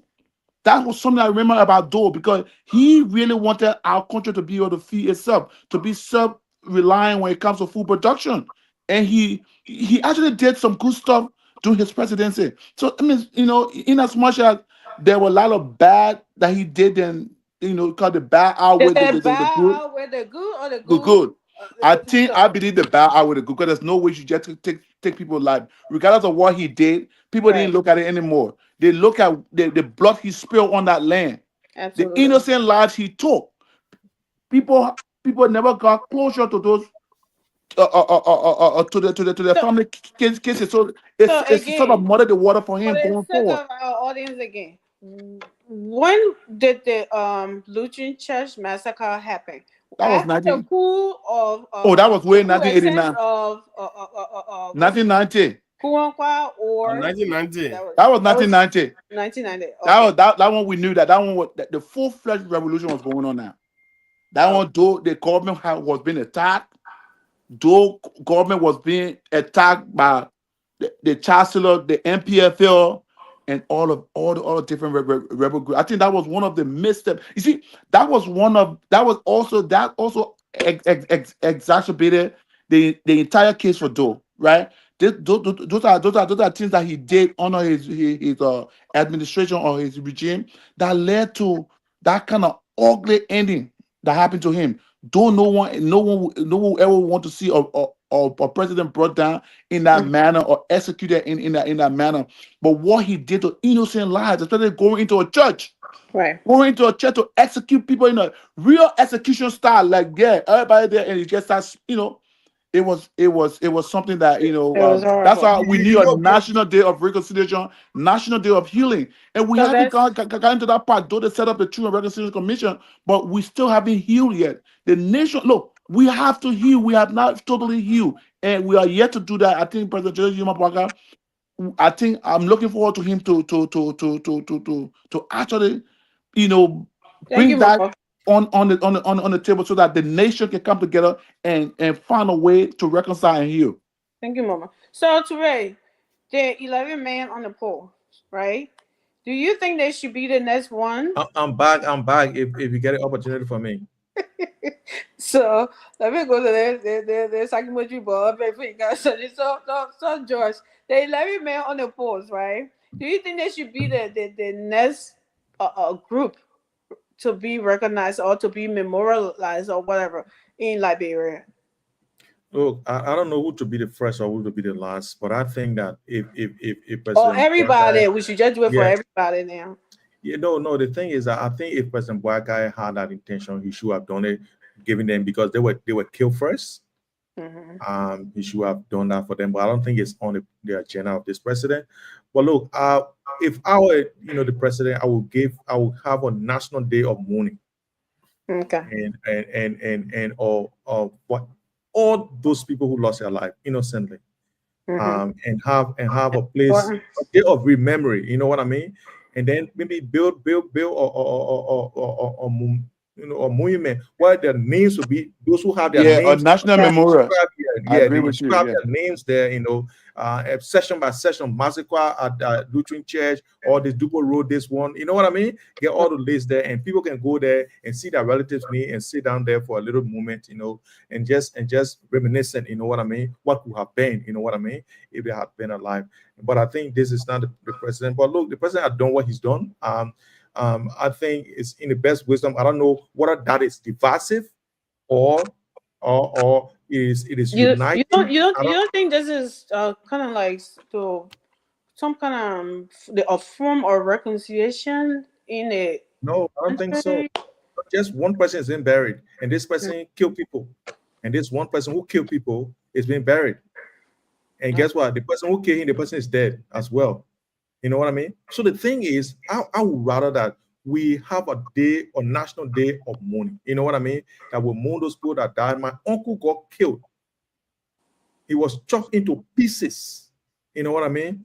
And I think he deserves a memorial as well.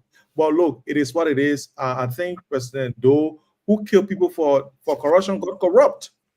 Yeah. And yeah, he killed those people. And I like what Momo said, even though I don't like this guy, but I like what he said. He said, Just tell me what about do we got the moment later. yeah, I like what he said. He said Doe was not comfortable with these Congo boys. That was the main idea why he killed them, because he knew that the guys knew too much. If he had left them, his presidency or his leadership would have been, troubled, right? So he had to eliminate them. And I So think that was let me that ask all this that thing question, they did. George. They say the martial code, then they put it in the code of military martial, all that nonsense. It was something already decided. I will kill the people, Right. but I just gotta do this Because so our they code can say was I did all this. for blah. But Yeah, that anyway, was a bogus code. let me ask this question. Where I hear people always talking about, oh, the Congo's bill, the Congo ball, the Congo this, the Congo that. I understand, right? Bad Mhm. things were done, granted. But after all of these, you surprise me. I'm about to do the same thing to you, or kill you, or do this. Did that make our country better in the hands of the so-called country boys? Absolutely no. And I regret, sometimes I sit down, I regret the mentality that we have inherited from our parents. Sometimes unknowingly, our parents told us things that live with us and are affecting us the way we react to people. Because naturally, growing up, no Congo man mistreated me, right? But I hate those guys. Only because our parents said these people came from America as slaves, this brought a slave mentality, because in America, those people that are in America were advanced than them. They treated them like slaves. When they came Mhm. to Liberia too, they treated our people like slaves. They would take your child from the village to live with them. They would not send a child to school. They Mhm. would let a child to clean after their children. When the children come from school, child would cook for them. They would do all the things. Enslave the people in their own country. That's what these people did to us. And because of that, I don't like them. But again, I don't think there's any room for us to remain bitter. I think there's time for us to come together as a people, because let me tell you, if you go to Harper, Maryland County, in the capital of Maryland County, all the houses there are for the Congo boys. And if you go to Monrovia, all the buildings that we are renting as government is for Congo boys, and they are sitting out in America, most of them, and they are getting paid thousands and thousands of dollars from our economy, because So the houses the we Congo develop. boys, like you like to call it, are they Liberians or not? Yeah. But Amy, I mean Ture, I know you want to come in, but let me just put something here real quick. Look, I think it is high time that we look to other country that went through similar ordeal that we went through, and they're being successful today, right? The likes of Rwanda, right? I think our leaders need to visit Rwanda and ask how did they do it. You know, how did they heal the nation and put the ugly past behind, and You then think how? Rwanda is really healed? Yes, Rwanda. I mean, you talking about the Hut, the Tutsi and the Hutus or and the Tutsi back in the day. Those genocides that were happening in Rwanda. Look at today's Rwanda. If they hadn't put the past behind it, hadn't reconciled the differences and healed their wounds, they wouldn't have been where they are today. Amy. That's what I'm saying. We need to tap into their, to into what they've done. We need to go in. Maybe every situation might be different, but I think it's somewhat similar because there was civil conflict in Rwanda. We used to be in Liberia, BBC News. Rwanda, the Hutus and the Tutsi are fighting. There's a mass grave, whatever. It was there. And they all look at Rwanda as a nation today.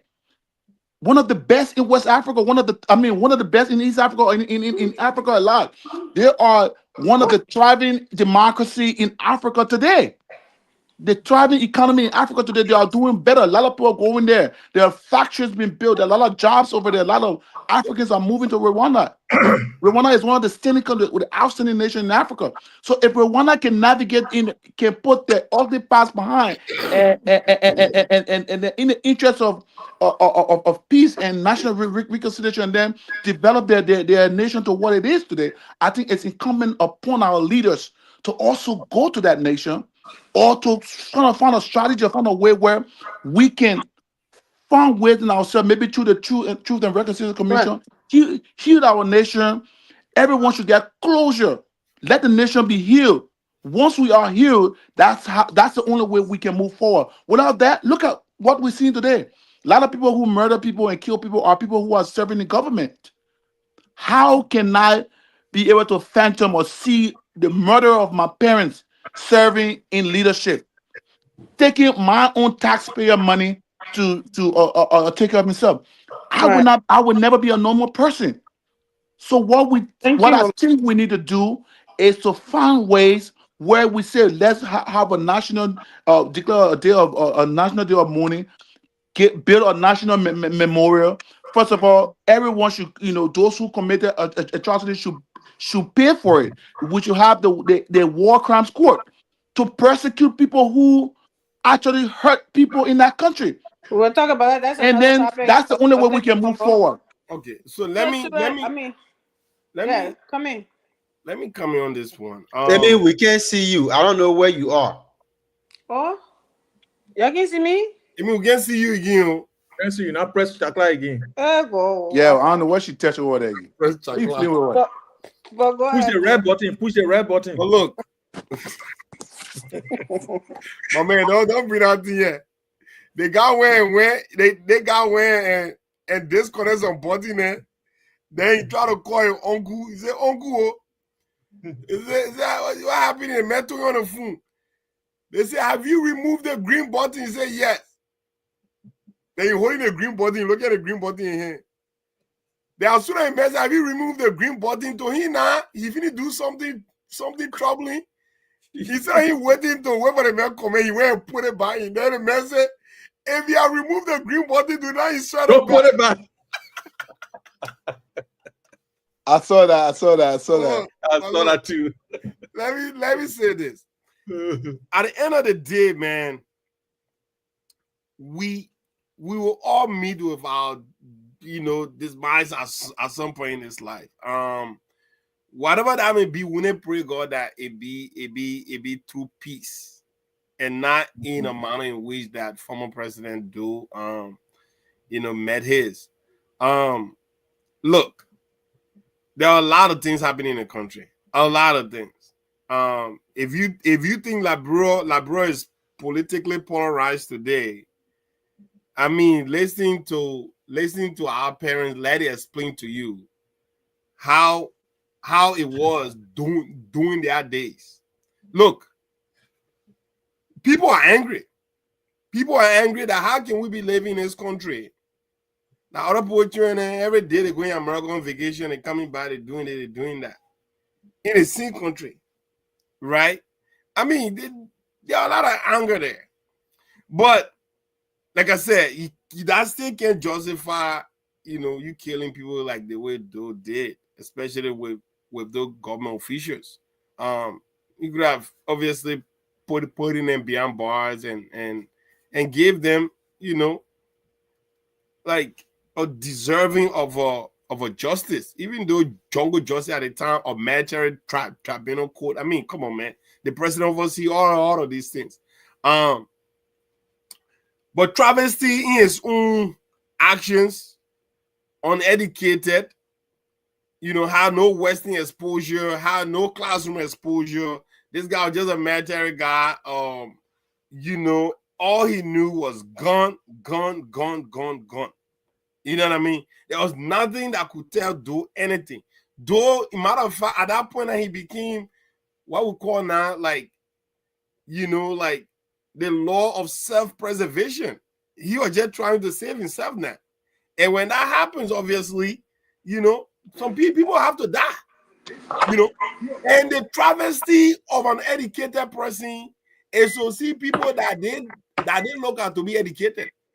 I mean, for whatever reason, people that are not educated, they have an absolute issue with people that are educated. You know what I mean? And when they are being, I don't want to talk about the other guy, but if you bring sophisticated people around uneducated person, brother, that become their nemesis. They don't want to see people like that. But Lynn Lacroix just said something I really want to really dig into that. Was it Doe that was calling the shots? That was my question. Like, I think Doe was used. He was used. You know what I mean? Because he was used and dumped. Because if you look at this, right, where did Doe win local health America? This country have become our Achilles heel from day one. Because when Doe went after that whole thing, right? Mm-hmm. I just saw that even though that was there, Doe received at that time the biggest foreign aid given to any African country on the continent. Honor President Ronald Reagan, $500 million United States dollars. Well, after the coup? Well, after all of that shenanigans and all of that stuff. So there are a lot of things happening. And we know politics sometimes when you put people, when people are faced in a certain situation, that's why you say, help me God. Because if God not helping you, my man, you will do something and you say you will be in a jubilee then. So ignorance was at play. Because Doe definitely knowing what the power the Congo people had in our country at the time, the power the Congo people possess at that time, their connection with America. What happened? Ellen got there, Ellen left, Ellen came to America here. And all what she had to do to remove Doe her own contribution, we all know that Ellen contributed $10,000, to Charles Taylor and all of that stuff. So, I mean, there are a lot of things that happen. And for me right now, I feel like we should just have a closure, give him like the state burial that he was giving today. A lot of people might have issue with it, but I don't have any issue with it because I just feel like once a former head of state should always be given that level of consideration. And that's what Bouaka gave him. And I'm not holding Bouaka at fault for doing that. Yeah, thank you very much. Thank you very much. Batala boy, happy to see you again. It's been a while. I'm happy to see you, bro. Yeah, and my man Joyce did his new haircut today. I did it myself, man. I did it myself. It still doesn't change the fact that he still thinks the same way. So not fire you. What's up? You have your Georgia. Don't mind. My business. I met my man. My man, you guys set it up. I was in the back. I was struggling. Now we can see you, Amy. Don't press anything. You can tell him from it. I was struggling to come on and off, and then I was looking at the show. But my wife was the one who caught my attention and said, "But why Amy position her camera like that? It's like the camera laying on the ground and she's looking at it." Can y'all hear me? Yeah, we can see you and hear you. I can't hear y'all. Well, go out. I know that your son tablet is still using. That Prophet Key tablet. Y'all looking Amy again. I'm telling you. But my man, today, from what I saw, I was overwhelmed. And I was so happy that President Bouaka fulfill the prophecy. Look, the man, no matter how horrible or terrible our past leader were, it still does not in any way suggest to any normal person that you should celebrate the manner and form in which they die and the manner and form in which their memory should disappear. Though in all of his difficult days, his days of uncertainty, because that's what happened. And, you know, when a man become uncertain, some decision he takes and later on tend to become his greatest weakness. Those some of those decisions that the late president took, all of you already said it, but the manner and form in which he was killed is something that this reburial was necessary for. And that's why I told Amy the last time when we were on the show, I said this, the way they killed the ex-president, if this was the other fraction that was coming for him, if it was Charles Taylor, who if it was Charles Taylor who had captured the ex-president, though, he wouldn't have killed him like the way the other guy did.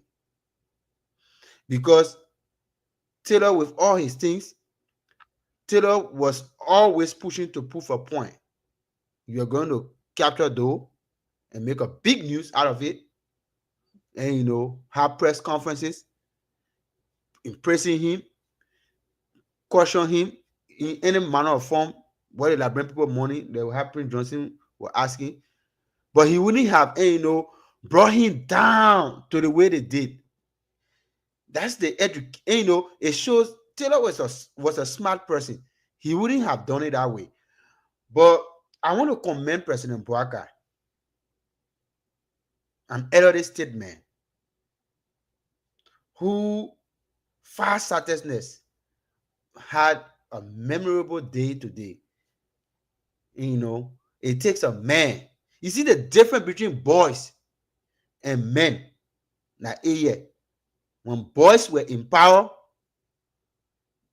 they were intoxicated with the exuberance of their youthfulness, and they felt that they have so much more fame, and, you know, that they were not going to lose anything, and they were so confident and say, "Oh, we will be here for 12 years." In fact, said George was one of those ones who was saying 12 years plus 12 years that the map was doing.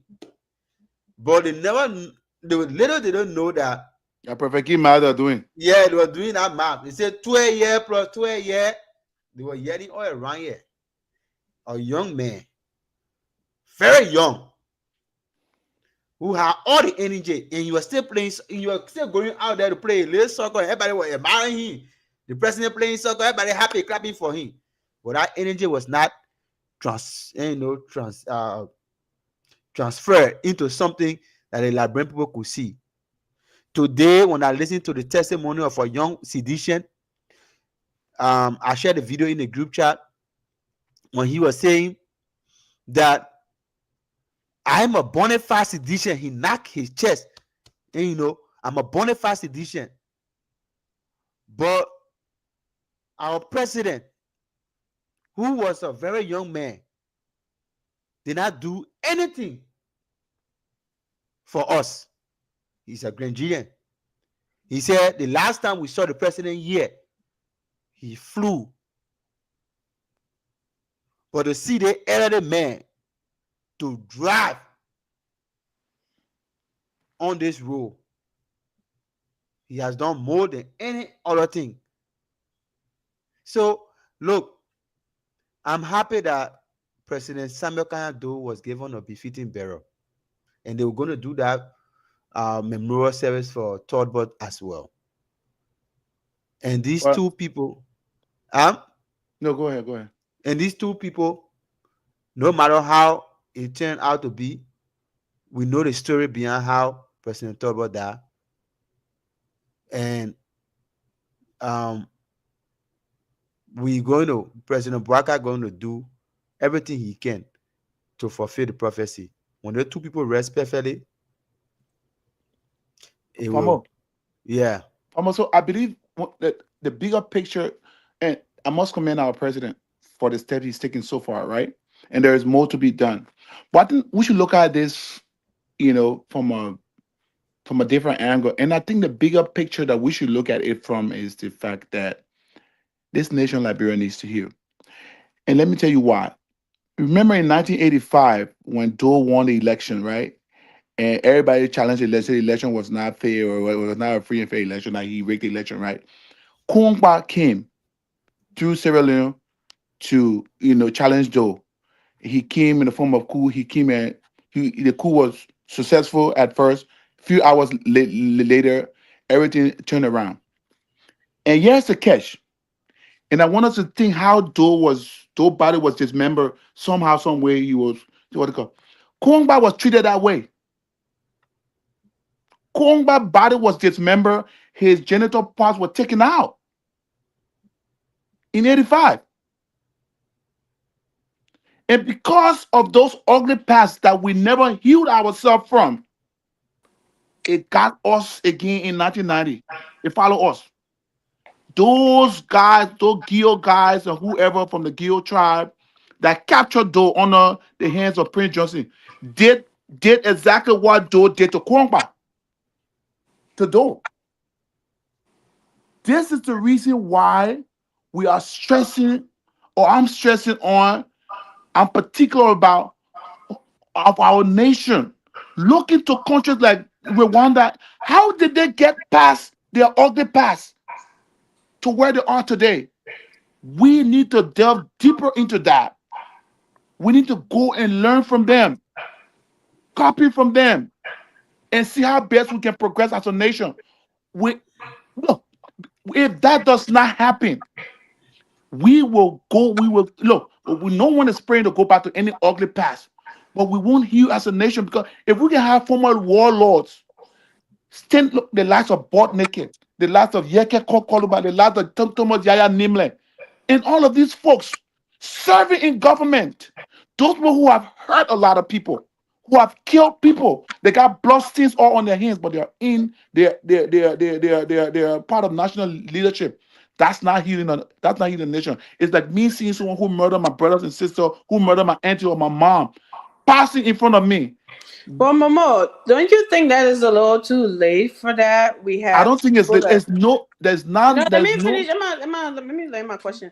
We had people like Senator Prince Johnson, who was one of the most, from the beginning, bringing warlord. Everybody, when he's on this person's side, they don't know he's a warlord. When he's on the other person's side, they don't know he's a warlord. But he killed a lot of people, and he served. And the George Bush, everybody else that you're talking about, they have already served, and people seen it, and some of them that just died by themselves, right? And then there come up people like Yaka Kolbada now, who, I mean, we don't need to. There's a number of hugging people in the street. I don't know, as job description there for him. But anyways, that have already something, all of our country resources enjoy it to this what been over like for how long now? 20 some more years now. And then we talking about that from now. South Georgia, sit outside him and say, okay. Look, And we talking about that Amy, now. Shouldn't this have been like when Ellen came and said no one who was involved in a war is allowed to hold public office? Shouldn't that been the time that we stopped that? Amy, Would it make any sense now if we even do that? Amy, let me tell you this. It is better late than never, and it is never too late to get justice. Let me tell you something about Ellen. In 85, when that coup attempt failed, Ellen was jailed by Dole. She was a political prisoner.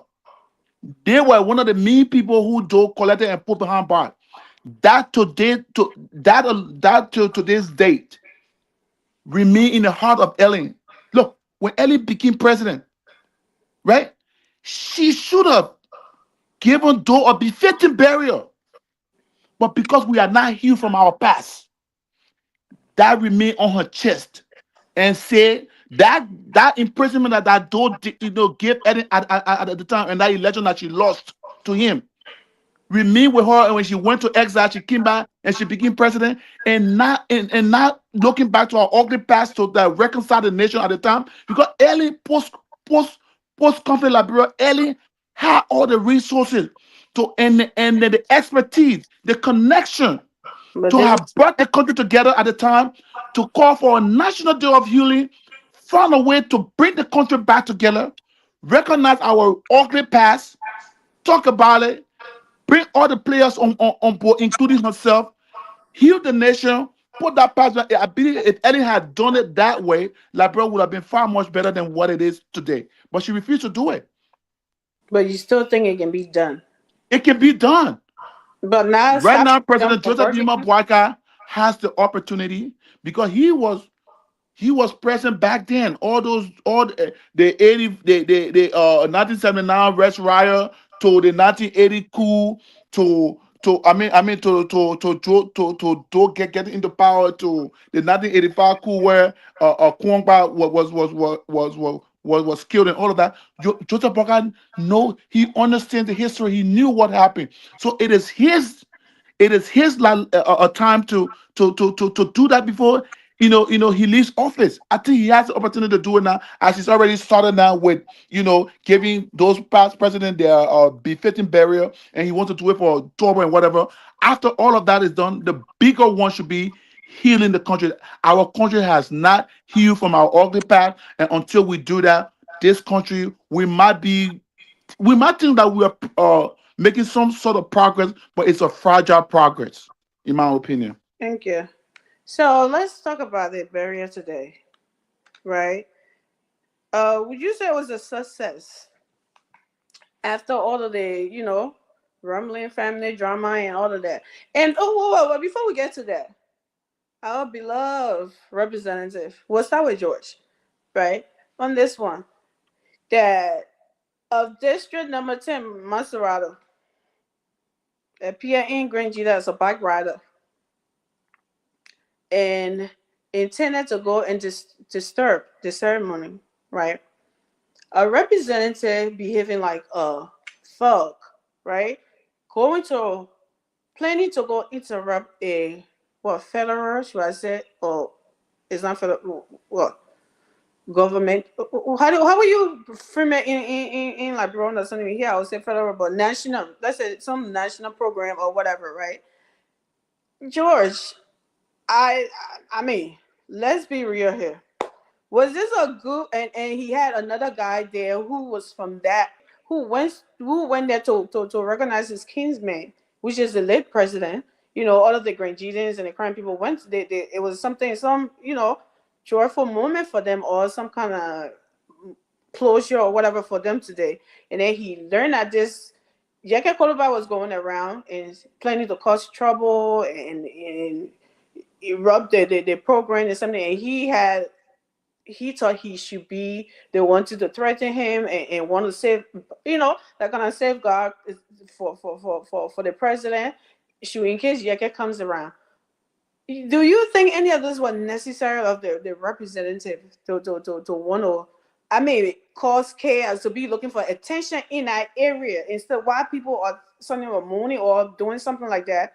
Do you think that was the right area for Yeke to go and seek attention, to want to make the barrier about him? So thank you, Amy. Nowhere I've seen that Yeke Koloba was planning to disrupt this particular program. I don't know where you watch it from, where you take it from. It is all up to you, because I will not go with you in that area to say he wanted to disrupt anything. There is no evidence whatsoever.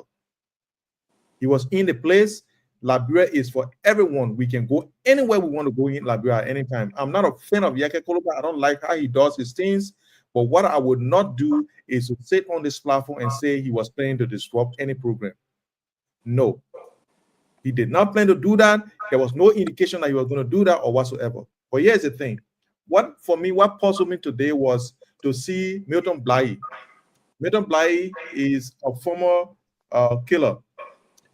He has men behind him dressed in black clothes with some thing sembling on their chest with same color cap. More than 10 of the guys are behind him. On the other side, Yega Koloba was with the back riders.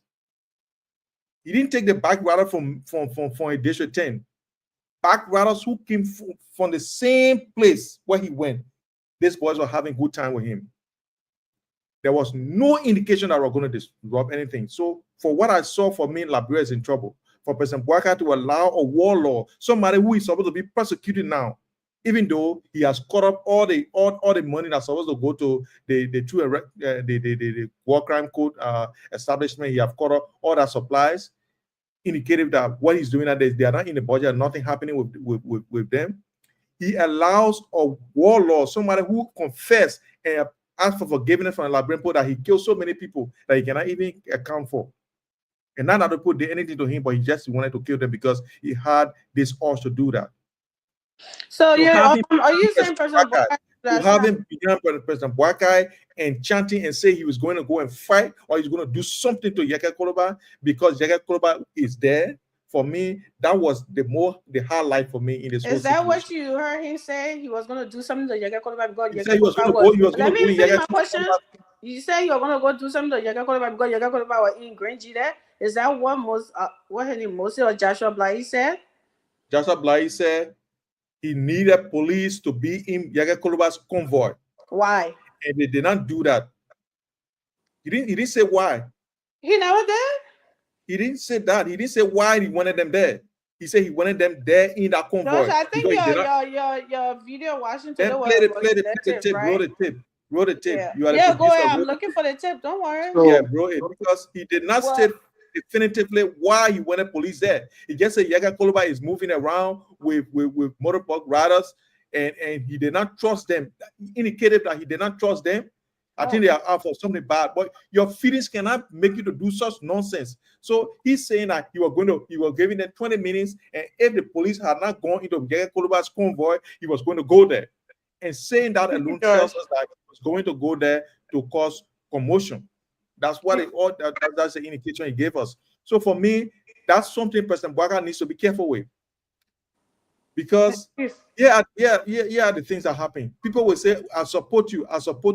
In supporting you, they can commit crime. And when they commit crime, that crime comes to you. Crime is not transferred. But when you allow certain people to do certain things, you can be blamed for what they've done. So if President Bouaka cannot set Madam Blahyi down, the rescue soldier, and say, look, soldier, war is over a long time. We've got AFL. We don't need any other security forces behind me. We have the police, we have the immigration, we have all these paramilitary entities. We don't need you here. If he does not do it, and Blahyi goes around all the time making these outlandish statements. I can remember a few years ago, just during that time, Koji had some boys behind him. They said they named Sabu unit, that they were killing people randomly. But now no one is saying about a group that behind, how they call it, of no killer. Nobody's talking about it. Thank you, Josh. Momo. Yeah. So today, I see Sarah's video that I'm looking for. Apparently, my brother did not see any of those videos that I mean, I'm not gonna be here watching, but I saw a video. Yeah. And this is the question. Obviously, Josh was being selective with video watching today. He never seen any video of Yega Koloba threatening or chaos, threatening the president should leave, the president should not do that, the president should not do that. He didn't see any of that. But he saw let me not call him that anymore. What, Joshua Blahyi? That's the name, right? He saw that man just getting up and threatening Yega Koloba for no reason. And that's what. But my question was, I want you to address that, but then again, I want you to address the behavior of Yega Koloba. A lawmaker behaving like, an ordinary person in the country. I mean, where are we with this? When I listen to Josh, what I hear from Josh is just hypocrisy. To label Milton Blahyi as warlord and healing Yega to be one nice guy, I just see the hypocrisy in his voice. Like, are you serious? I did not say Yega is a nice man. Okay, Toya, shut up. I'm not talking about you. I forget it. So So for you to look at Milton Bly, who himself said that, look, I'm like Yeke, I'm a killer. Like Yeke, we all commit atrocity in this country. Like Yeke, I want to face the war crimes court. But I would not sit here for Yeke to come to my city when my hero is being given a befitting burial for him to come and disrupt this occasion. I would not sit here. If the national security apparatus refuse to stop Yeke, I, Joshua Milton Bly, will stop Yeke. Because this is my hometown. This is my hero that is given a befitting burial. And today you call him man, whole government name, man. Like what? Because I know that I know the people of Ghana now. We were all on the camp. So I know him very, very well. So this is a man who is not afraid to tell his past. This is a man who has confessed to the nation. Yeah. This is a man who has confessed to the nation and said he has wronged the entire nation. He asked for forgiveness. This is the beginning of a healing process that Milton Bly has already started. This is like what the we rest want. of them. Yeah, this is what we want everyone who have committed serious crime against humanity to come out and confess to those people that have wronged so that we can heal from those paths and move forward. So he went purposely over there to, if for instance, if Yeke had used those boys from Grand Judah to disrupt the funeral of our fallen hero, who of his fallen hero in President Samuel Kanyado, he was not going to sit on the sideline to watch that happen. That's why he said if he didn't do it, he said if, and he was standing by to monitor and see whether Yeke, because Yeke went there with a sole intent. Yeke said in his comment that President Bwaka he probably stole the Labrimpo money to go and have some kind of fake burial, that even the dust he took from the ground wasn't dough remains. All sort of craziness. That's the video I'm looking for, because Also, I listened to the video now. I'm looking at George who can be watching different video. All sort of craziness that Yeke spewed before going to Grand Judah. If you are a sitting lawmaker, you went to an occasion where a national leader, a hero, or whether you believe in him or not, that who passed away, and they were giving our former first lady a befitting burial and her husband. It behooves you as a leader, as a member of the legislature, to be present in there. If you went for peace, how dare you to having a funeral and you moving around with motorbike? Do you think we are in something like banana republic? You just get up and just move around, parading the streets of Grand Judah with bunch of thugs around and think that you want to destroy where the president is? There is a serious occasion going on, and you have one man, one crazy guy in Yeke Koluba. Where the president is. Where the president is, hostility. People from around the world watching that occasion, hailing Liberia, hailing President Yema Bwaka for the step he has taken to give our former leader a befitting burial. And you sit there and say, Joshua Milton Bly was wrong. For me, he was not wrong. He did not do what he said he was going to do. He said he was on standby. Because if it is possible that our security forces could have been overwhelmed by those guys there, because there weren't many of them. However, the AFL, I know the AFL was going to take seats of the matter. But Joshua Milton Bly said that if, in case Yeke Koluba tried to do anything to disrupt the funeral of his kinsman, of his leader, his hero in Samuel Kanyado, and his mother, that is Nancy Bido, he was going to respond. And thank God that did not happen, because that would have certified the motive of Yeke Koluba and his gang. That they went, the entire story was going, instead of them focusing on giving President Doe, former President Doe, and his wife a befitting burial, the entire attention was going to be thrown on Yeke Koluba and his talk, causing problem, and there was serious clash at that. The main story, the storyline would have changed. So I believe that Milton Bly did nothing wrong. He was a common citizen who was there in the interest of his people. That is his that is his county. Yeka Koloba should take himself to District 10, Montserrat County, or go to Lofa County where he hailed from.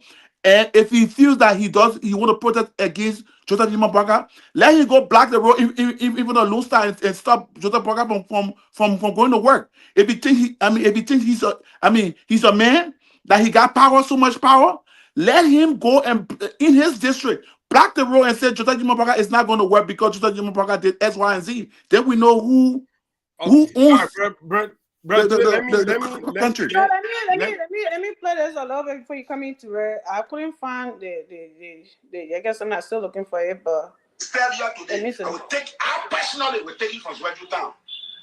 If the police and the army don't let me sorry. Anybody continue you don't leave us. We'll bury our own men. You're ready for your political thing. You won't cause Mr. Baka, you won't cause anybody continue. But this day, if you disturb here today, I personally will take it from Swedru Town. If the police and the army don't stop you, Joshua Milton Blahi, son of the Southeast, will take you from here. I don't give big threats. Everybody who know me knows that. I never been get hatred. What is that? What is that? Why are you causing us? That time is a morning time. Look at where you sitting. Everybody sitting outside. Then you passing around with huge hologram motorboy and what have you passing down the street causing noise and what have you? Is they had a moon in Lofa County? Sorry if I mean any disrespect to Lofa to Lofa County. This sound the same, but that is not how they moon people in Lofa County. We don't moon people like that here. Even if we have crashes among us in the Southeast, when somebody is born, that crash end. When somebody die, that crash end. So whatever it is, it's over. I was this thing and what have you, don't leave us. We'll bury our own men. You're ready for your political thing. You won't cause Mr. Baka, you won't cause anybody continue. But this day, if you disturb here today, I personally will take it from Swedru Town. So, Ture, there you have it. This man is not having with any rebel group behind him. He's there with all these boys. They are there in a uniform to moon. According to him, they are falling kinsman or hero. Hero, of course. And Yeke is going around with threat with bunch of Momo had already said, this is a lawmaker. No one is banning you from there. If you want to attend this occasion, you behave like a state man will behave and go with respect and sit down and like everybody's going over there and pay their respect. But you going around on a poor group of motorcyclists behind you. You send the president, Steve money. You come here to Sunny. You want he must leave Granger, and this is what this man heard. This is his county. This is his somebody said you are not disturbed this occasion today. Yeah. If the police don't something, I will stop you. So what was there that President Bwaka is allowing our country is in trouble? And so after listening to this, Ture, please. So look, let me come in because to rebut me, that's what it came. But let me just say something quickly. That's Ture. Let me come in. Then you can come here rebuttal. Yeah, because we all listened to. We saw all of this, and then you say you know what you saw or you didn't see. Yeah, I'll be very fast on this. Then George can come in with a rebuttal. Look, at the end of the day. That young man over there, Mr. Bly, talking about somebody who have done well for themselves, by publicly, seeking for national forgiveness. He owned up to his crimes. He himself will sit and explain some of the things that he did. I feel like if anyone wants to have total closure to your transgressions, is to do it like the way this dude did, and he's at peace with himself. This guy have tried to stay out of the spotlight. You only hear about him now when he's trying to help rehabilitate some of our brothers and sisters that have obviously fell into the hand of drugs and all of that stuff. That's the kind of work he's doing now. So to have that kind of man address Yeke in a way that in which he addressed Yeke today, that tells you that their respect has gone overboard. Brother, if I go to Lower County, my stepmom from Lower County, I'll go there with respect. Right? Anybody, you are not from a place. When you go there, it's like a stranger going to somebody else's house. You don't go there. It's not misbehaving. Right. You don't go there with any form of or at least trying to engage in activities that will be seen as disrespectful. As disrespectful. And he went from there. He went from Great Grand G there. His wife, she's from Great Grand G there. So he's using his wife being from Grand G there as the protection to do the nonsense that he's spinning over there. Do you know how idiotic you have to be to think that? You are going to your in-laws for crying out loud. You want to be at your best behavior, right?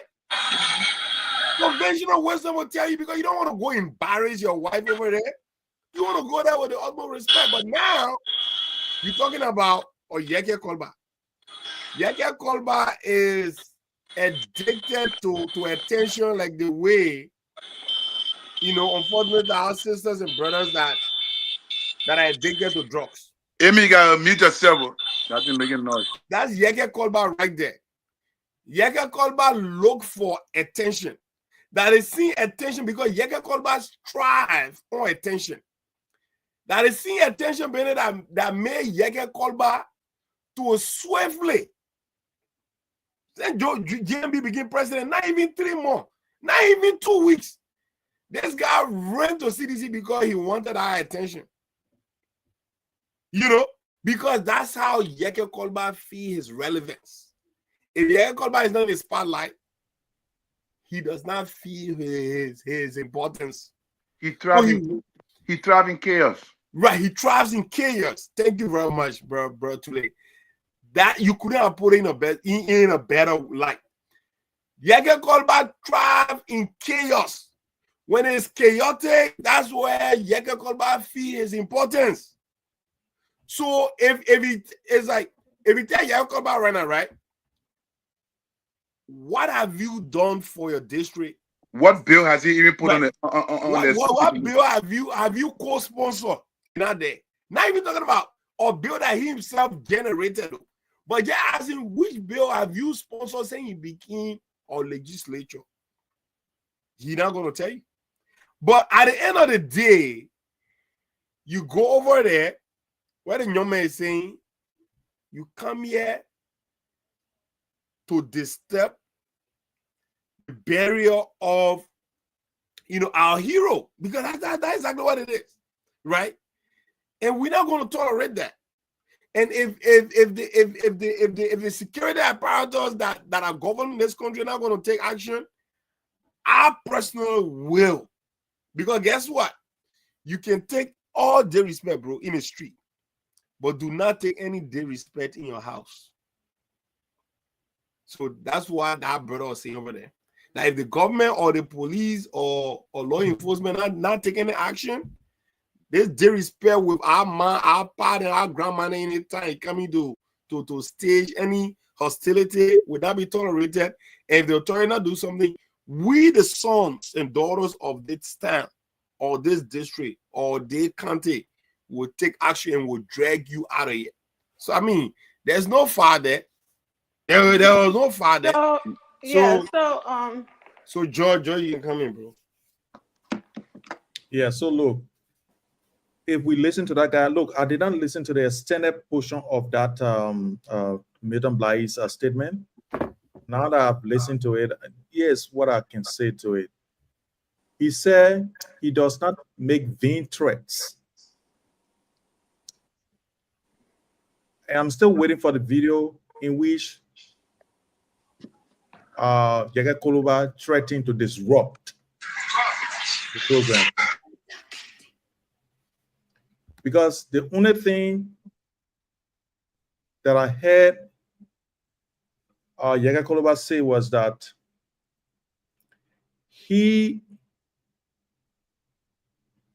thinks that President Boakai stole the Labrenpo money to go and do that, what he did. And on some regards, I agree with Yeke Koloba when he talks about that particular ceremony.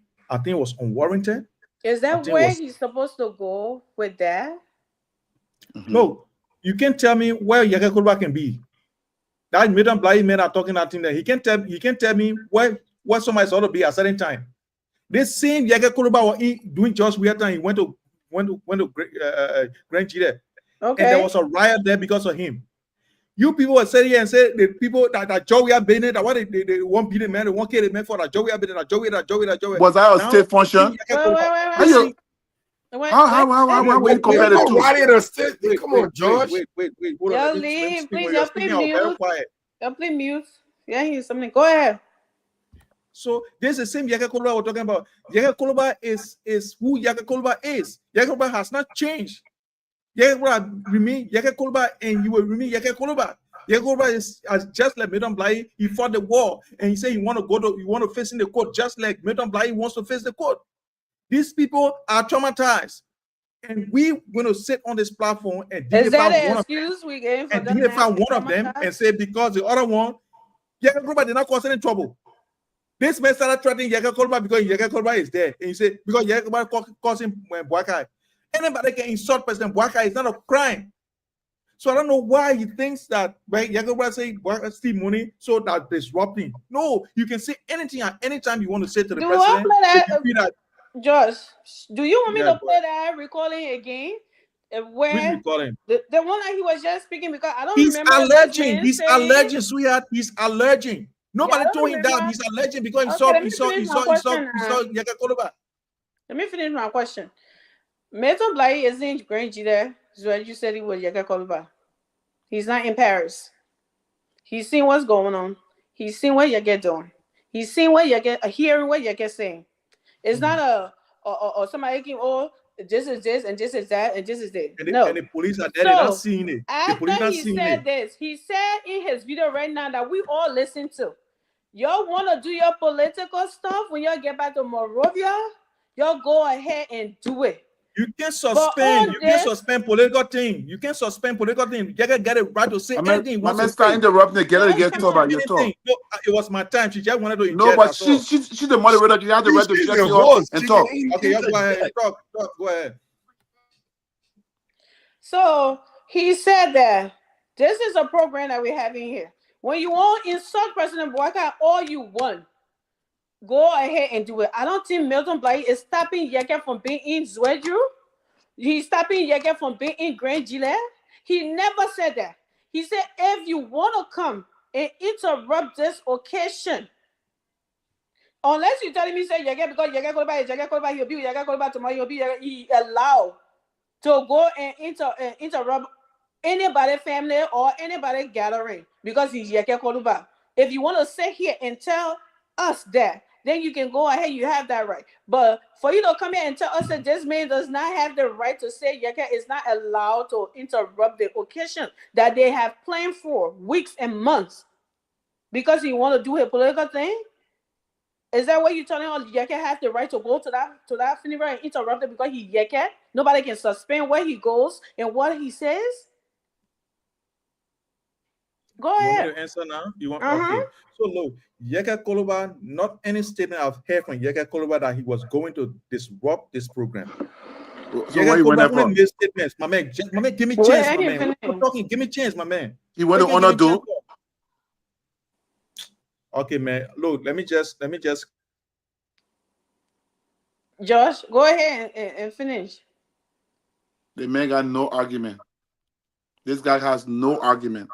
He's just he has what he's actually spewing here tonight is. Well, you're supposed to let him finish because he has. I mean, but they make an interrupt. Why do they talking in him? He got this skin when they interrupt him. Yeah, I mean, why he can't stand it? No, look, Yeke Koloba went to that place with the sole intention of disrupting the funeral of President Doe and his wife. So don't come and sit here and listen to George. Like I said, you lead the show.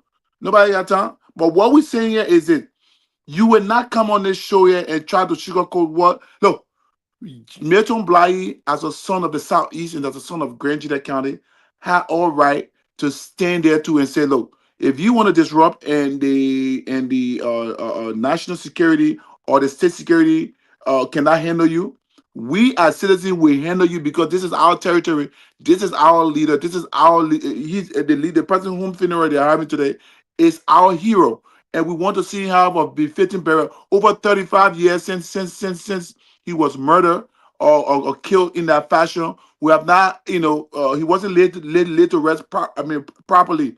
Your administration, your George Ria, who you got a big CDC, whatever written in front of you, whom everyone knows was a son of Doe. Eh? And that woman who Nesebito, who is resting in peace tonight.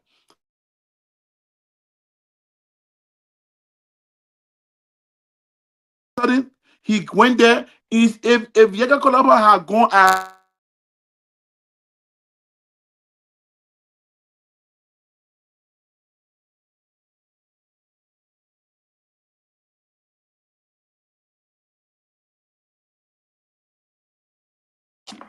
I can't hear you though. Momo not hearing you.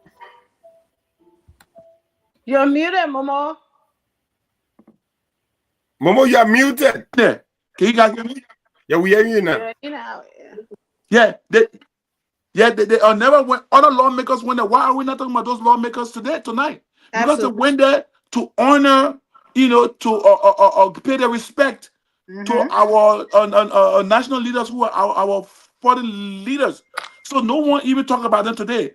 If Yeka had done the same, if Yeka had behaved himself and went as a representative of District 10, Montserrat County, and sat in there, whether he wants to say something or not, it's up to him, or just meet the press on a normal. Momo,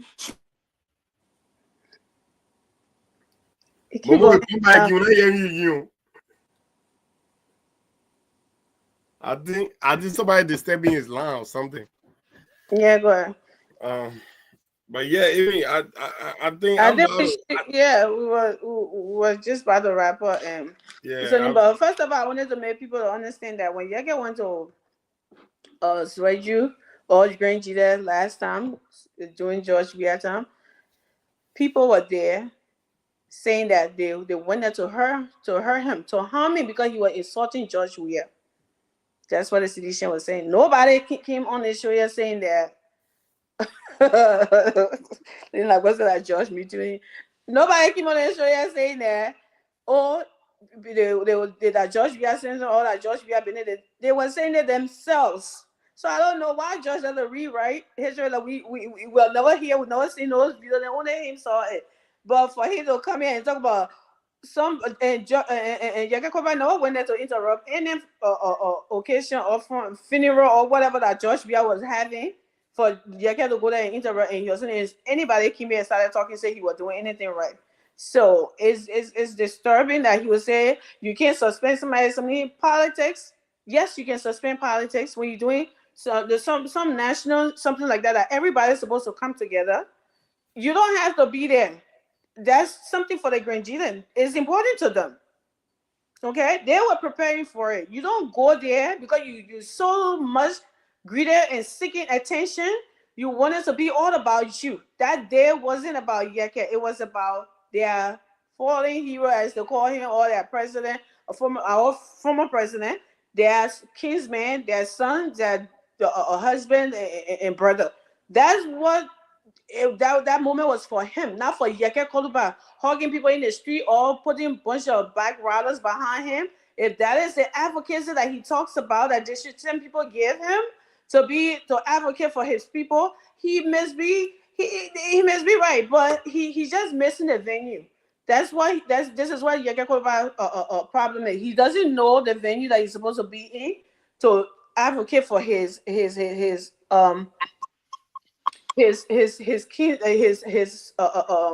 district.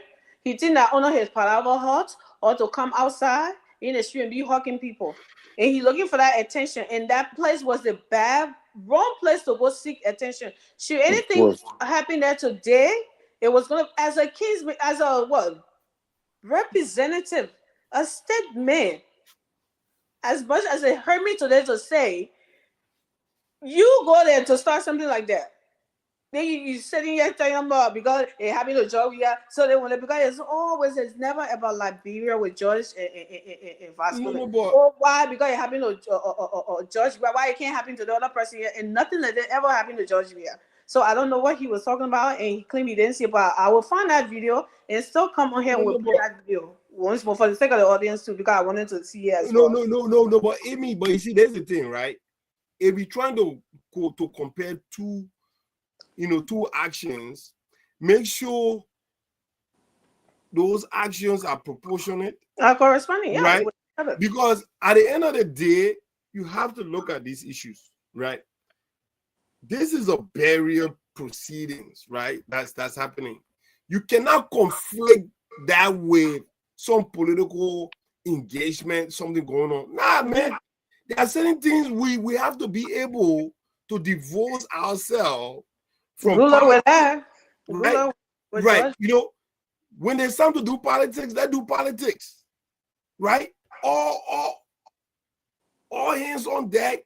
They you know what I'm saying? Like, you know, they do that. But when it's time to serve humanity, you know, they also try to, you know, like come in with some humility, exactly, some dignity and some respect, you know.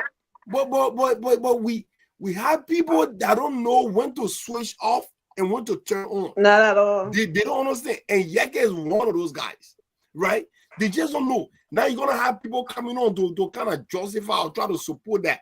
No, that was absolutely uncivilized, right? From a man. I mean, come on, man. You don't need to be somebody. I don't care your politics. You can do your politics anytime.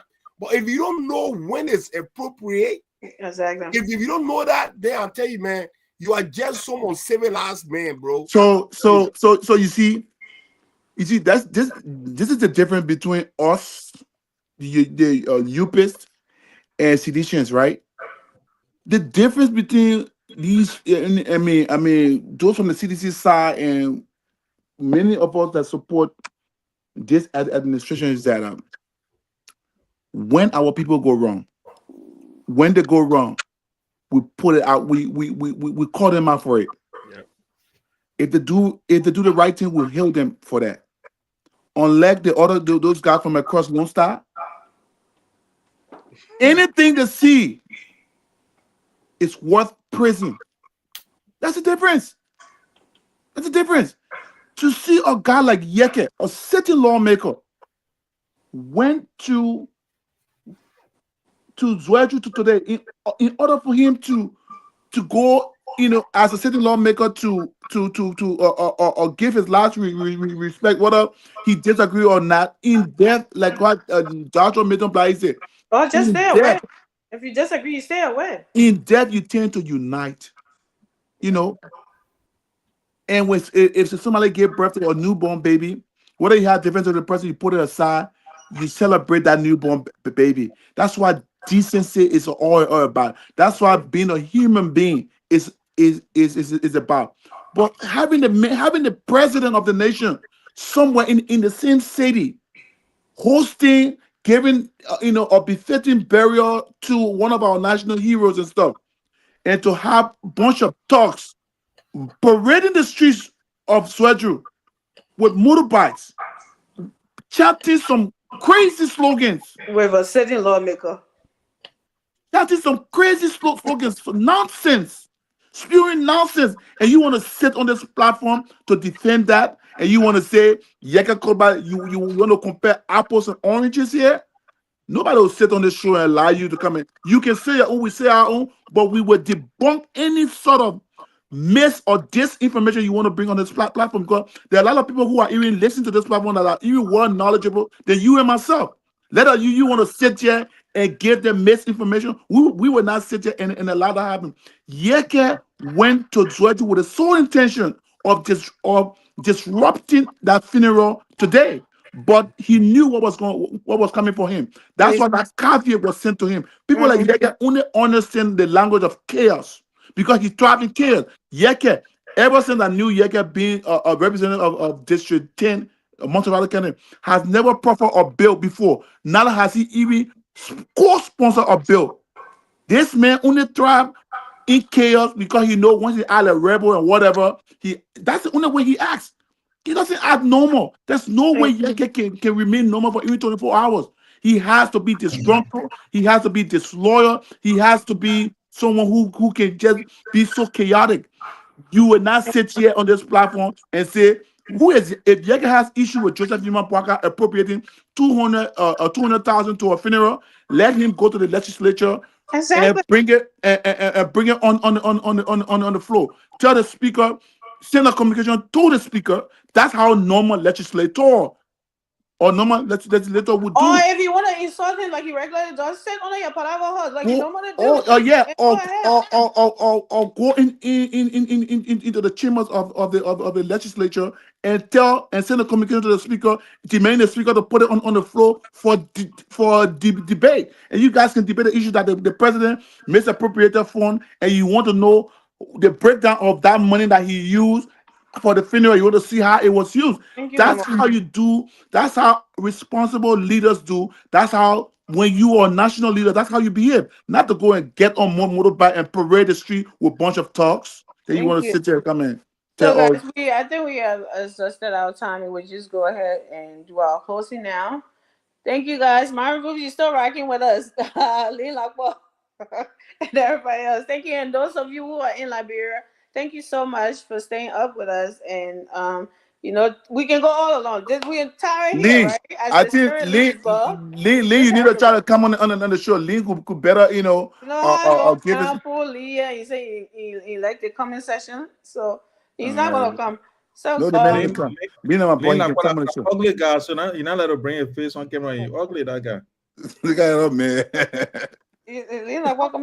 That man, my brother. Let me get to my closing quick, guys. Let me do my closing quick. The hypocrisy in us Liberians is astounding. Very.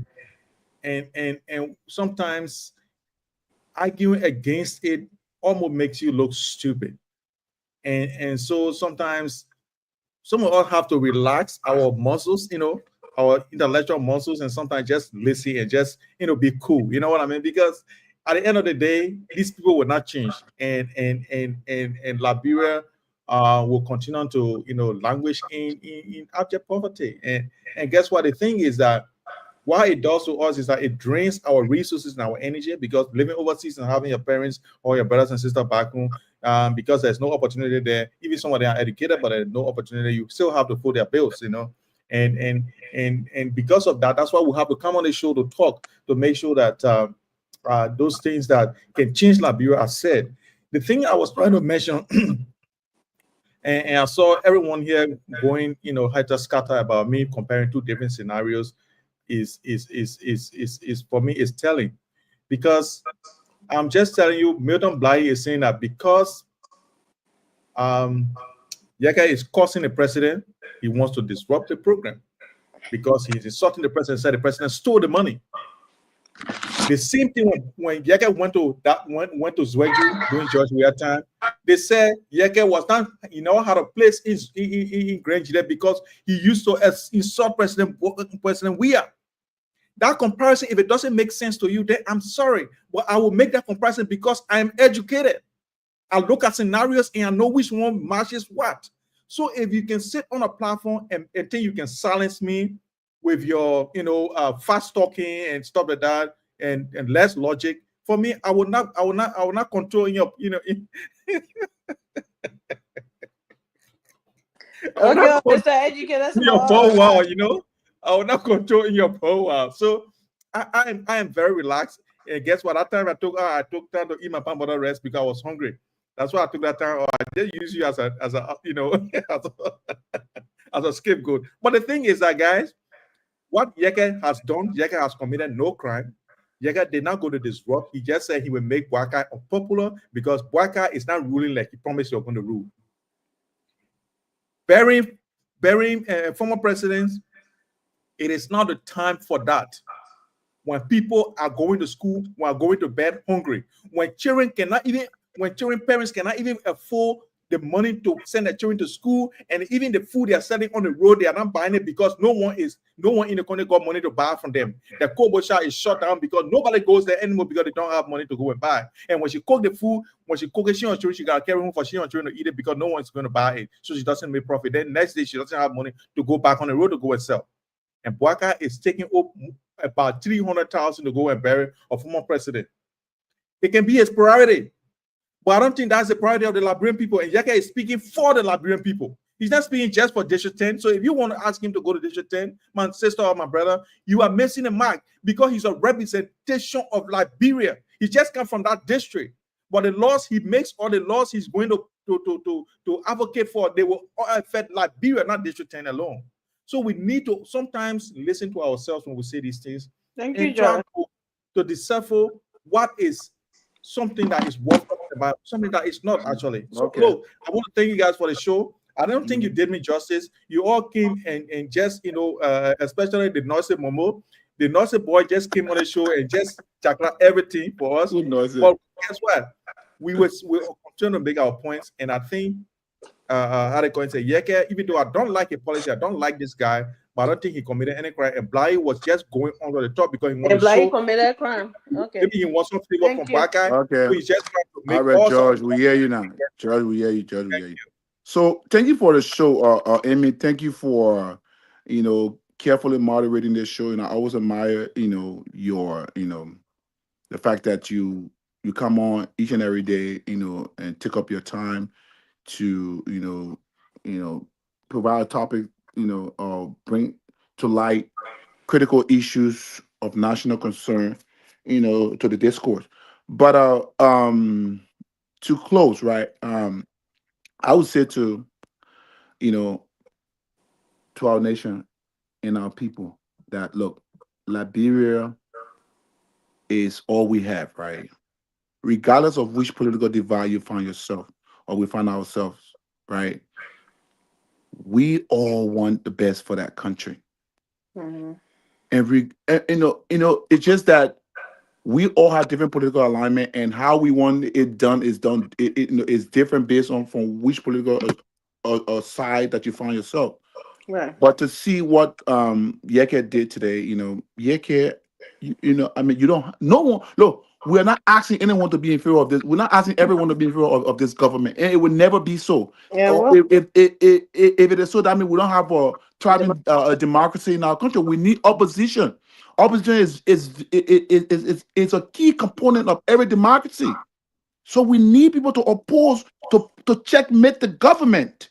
That's what we want. We don't want everybody to be united partisan. Then what the essence of us having a democracy? So we need people like George.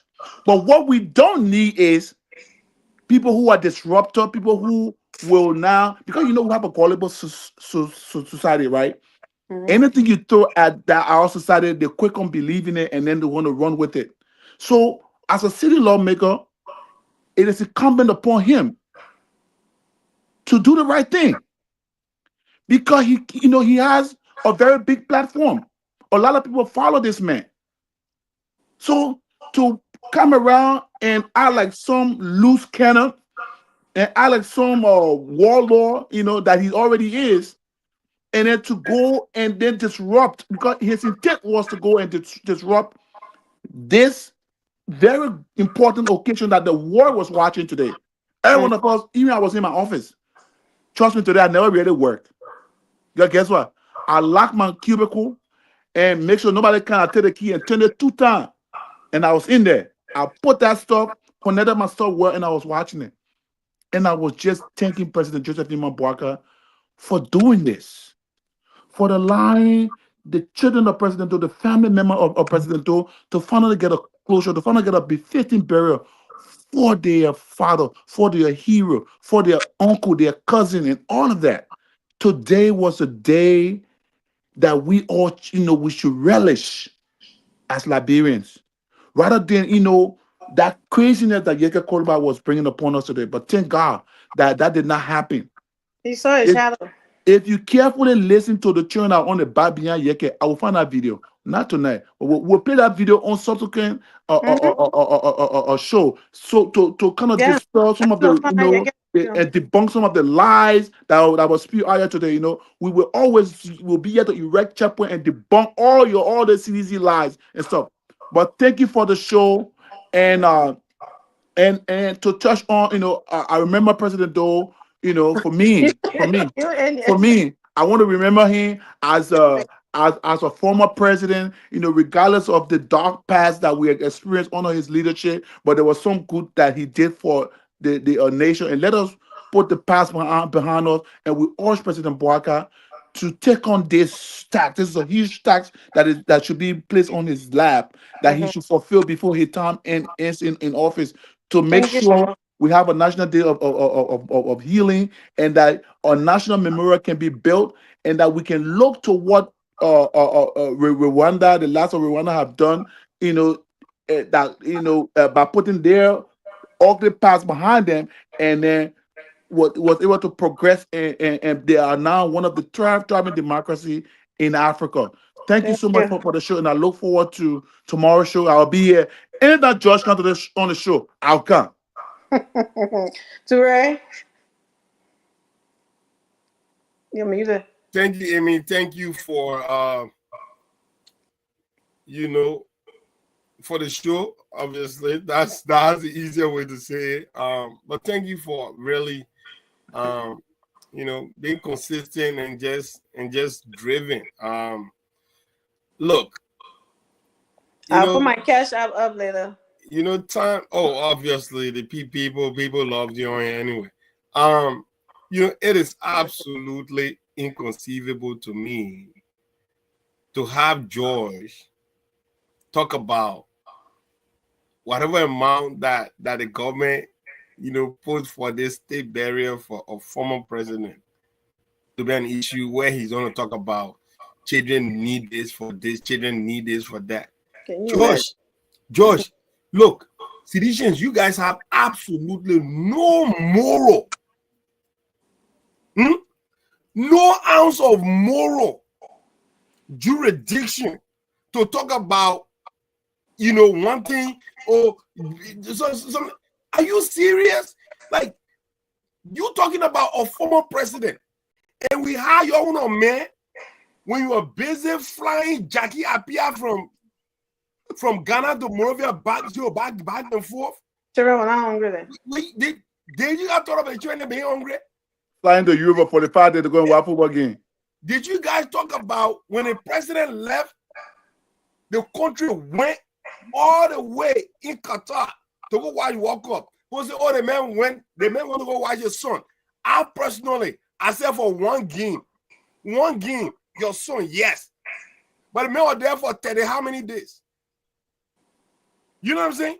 Now you want to tell us that at least the president is literally giving that money. I mean, look, we're all eating the man still serve the country. You know what I mean? We can talk about how he got there, but as far as I know, he was recognized by some of the world leading countries in the world, including the United States. Yep. You know what I'm saying, right? So he was president. I know people had issue of how the man became president or how the man executed his role as president. We can have that debate, we can have that conversation, but we cannot in any way take away from him that he should not be recognized because he did X, Y, and Z. That will be a legacy that we can talk about. But he's a president. You know what I mean, right? Two things can be true at the same time. He did X, Y, and Z, but he was president of the Republic of Liberia. So that respect should be given to him. And to try to sort of like draw a coalition between what President Joseph Numa Bouaka did. Man. And out of what you did, man. You know what I mean? Flying somebody from Ghana to Ghana and do, you know what I mean? And the construction of all those condominiums. You know, my frustrating thing about JMB, right? I don't even know why those condominiums are now being turned into a rehab center for for our sisters and brothers that are really, really battling the drugs epidemic in our country. That's those things. Former President John, we didn't have a penny before he became president. Start building all those things. They were soon saying Lena, Becky, tonight you not get me. they were soon saying he had 85 million in the bank account before you were looking hungry. Huh? This is CD people do, right? CD shares will come on here. I said to say, John, we have a president. Emil, they will come here to tell us. I said, actually, we have a president. next 45 days. You know what I mean? They'll come and say that. I said to us to make it seem like John, we are a president like 1847. They do a young president like not even 2 years ago. Right. He did is so fresh in the It's heart so and mind of Liberians. affecting Liberian people today. You know what I mean? Like it's so in our face. So for you to come here, George, with your nice transparent glasses to come and tell us that you know. You better leave my friend alone tonight, Josh. No, man, We'll be on George tonight. Josh, Anyway, Lynn said he spent 45 days at a work of 5 days more than Jesus Christ. Is it 5 days more than what? That layman gets you a problem. My spent 45 days at the work of 5 days more than what Jesus spent in the world. Like what guys are interested? Jesus, I know where the Egyptian, which one? Jesus out there. All the Jesus out there. Jesus spent for the day, for the night. Right. In the wilderness, so Lynn will correct.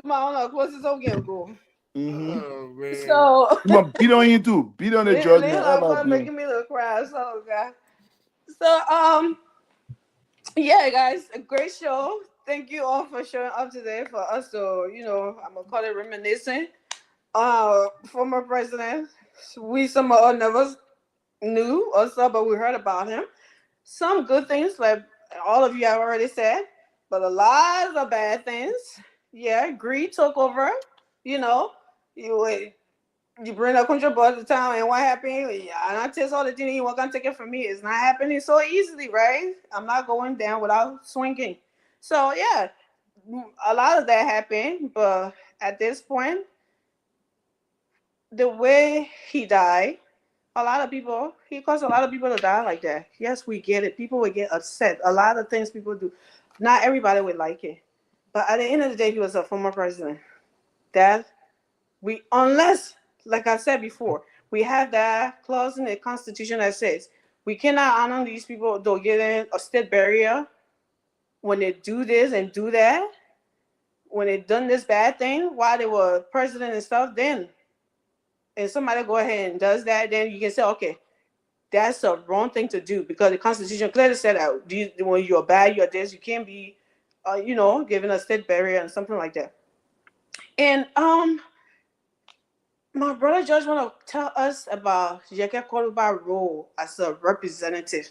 He's a representative of Liberia. According to him, that's what he said. First of all, you're a representative for a district first. Then overall, the country when you're in Chimmer. I mean, I don't know anything about, the little thing that I've seen, for the past, so I'll just turn it in there. So overall, when you're making decision in there about something, then you're representing the country. But you are representing your district. And representing the district when you disagree with the president. You don't go fighting him everywhere he go to show your disagreement. When he go to functions, then he said, because I disagree with that function, how much he's spending on that function. So I'm going there to disrupt him, to disrupt that function, to cause chaos. That's not how you represent. That is not how you advocate for your constituent. That is not how you advocate for Liberia. You do it in chamber. Oh, if you even want to insult him like you know what to do, nobody cares. I mean, you've been doing that since when? For a year and a half now, and it don't even bother. Just sit on your palabra heart and do it. But to say you want to come and disrupt a function, then just said that his job there, That's his job decision to come to a function to be running behind the president everywhere he goes because you disagree with him. That is misleading the people, and y'all want to come here and sit down and look at it and not even correct these things. And I'm so glad for platforms like these, because these things like going on those days that people are just going to spill stuff out there to our vulnerable people, and they just grab it and run with it. The little one we know, we the uneducated ones, like George said, he's educated, so he can come and say, well, some of who are uneducated, with the little ones we know, we will come here and say it. We will not allow you to mislead the other people that are already there looking like us who don't know much, right? Nobody is stopping Yege Koluba from insulting Joe Boakai if that's what he wants to do. Nobody tells him to do it, but he does it anyways.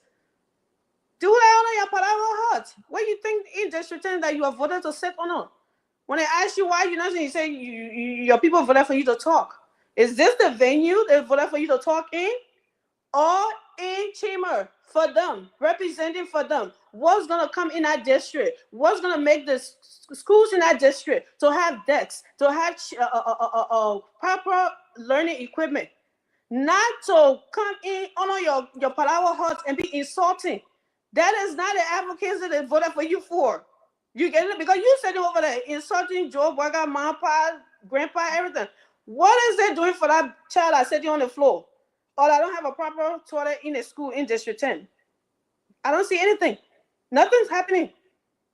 So no, George, you can't come here and mislead a person. That's what Yege Koluba is supposed to be doing. That is not what he's supposed to be doing. Chasing the president when he go across the country to go do a national function, and he's chasing because he doesn't agree with how much money he spent. So he got to go there to go. I wanted the AFL to handle Yege today, not Milton Bly. I wanted Yege to turn drunk. The way he think he's drunk, he let attention to go over there to say he's starting something. They were going to grab him by the belt, and that's exactly because if you want to act like a thug and not a state man, they should treat you like one. And that's what I was waiting to see today. But he knows Yege, let's say John John, but not fool. Yege know he's not saying he can be. He just be looking for attention, but when he know when they give him ultimatum, he can step back, and that's what I know about him. He's smart. So. We were not coming. We're always coming to talk about it. Nobody's stopping Yege from talking. That's not what we're doing. But you should know. You should know your audience. And that over there was not where his audience was today, and he knew that. So that's why he checked the break. Thank you, everyone. Thank you for watching us. Thank you for coming. Share the show. Keep sharing the show. Thank you. We are on Liberia Watch News on YouTube and Facebook. When you get a Facebook, subscribe. It's free, y'all. It's free. You don't have to pay no data, no money, nothing. And we'll be back here, guys, willing, tomorrow. Josh will be here tomorrow. Josh, tomorrow will be a very good talk. I'll here tomorrow, or maybe Spoon Talk, right? Or Spoon Late Night. One of them. We don't know. Good night, guys. Just keep going back and forth looking for us. With that being said, good night, and see you guys willing tomorrow. Oh, we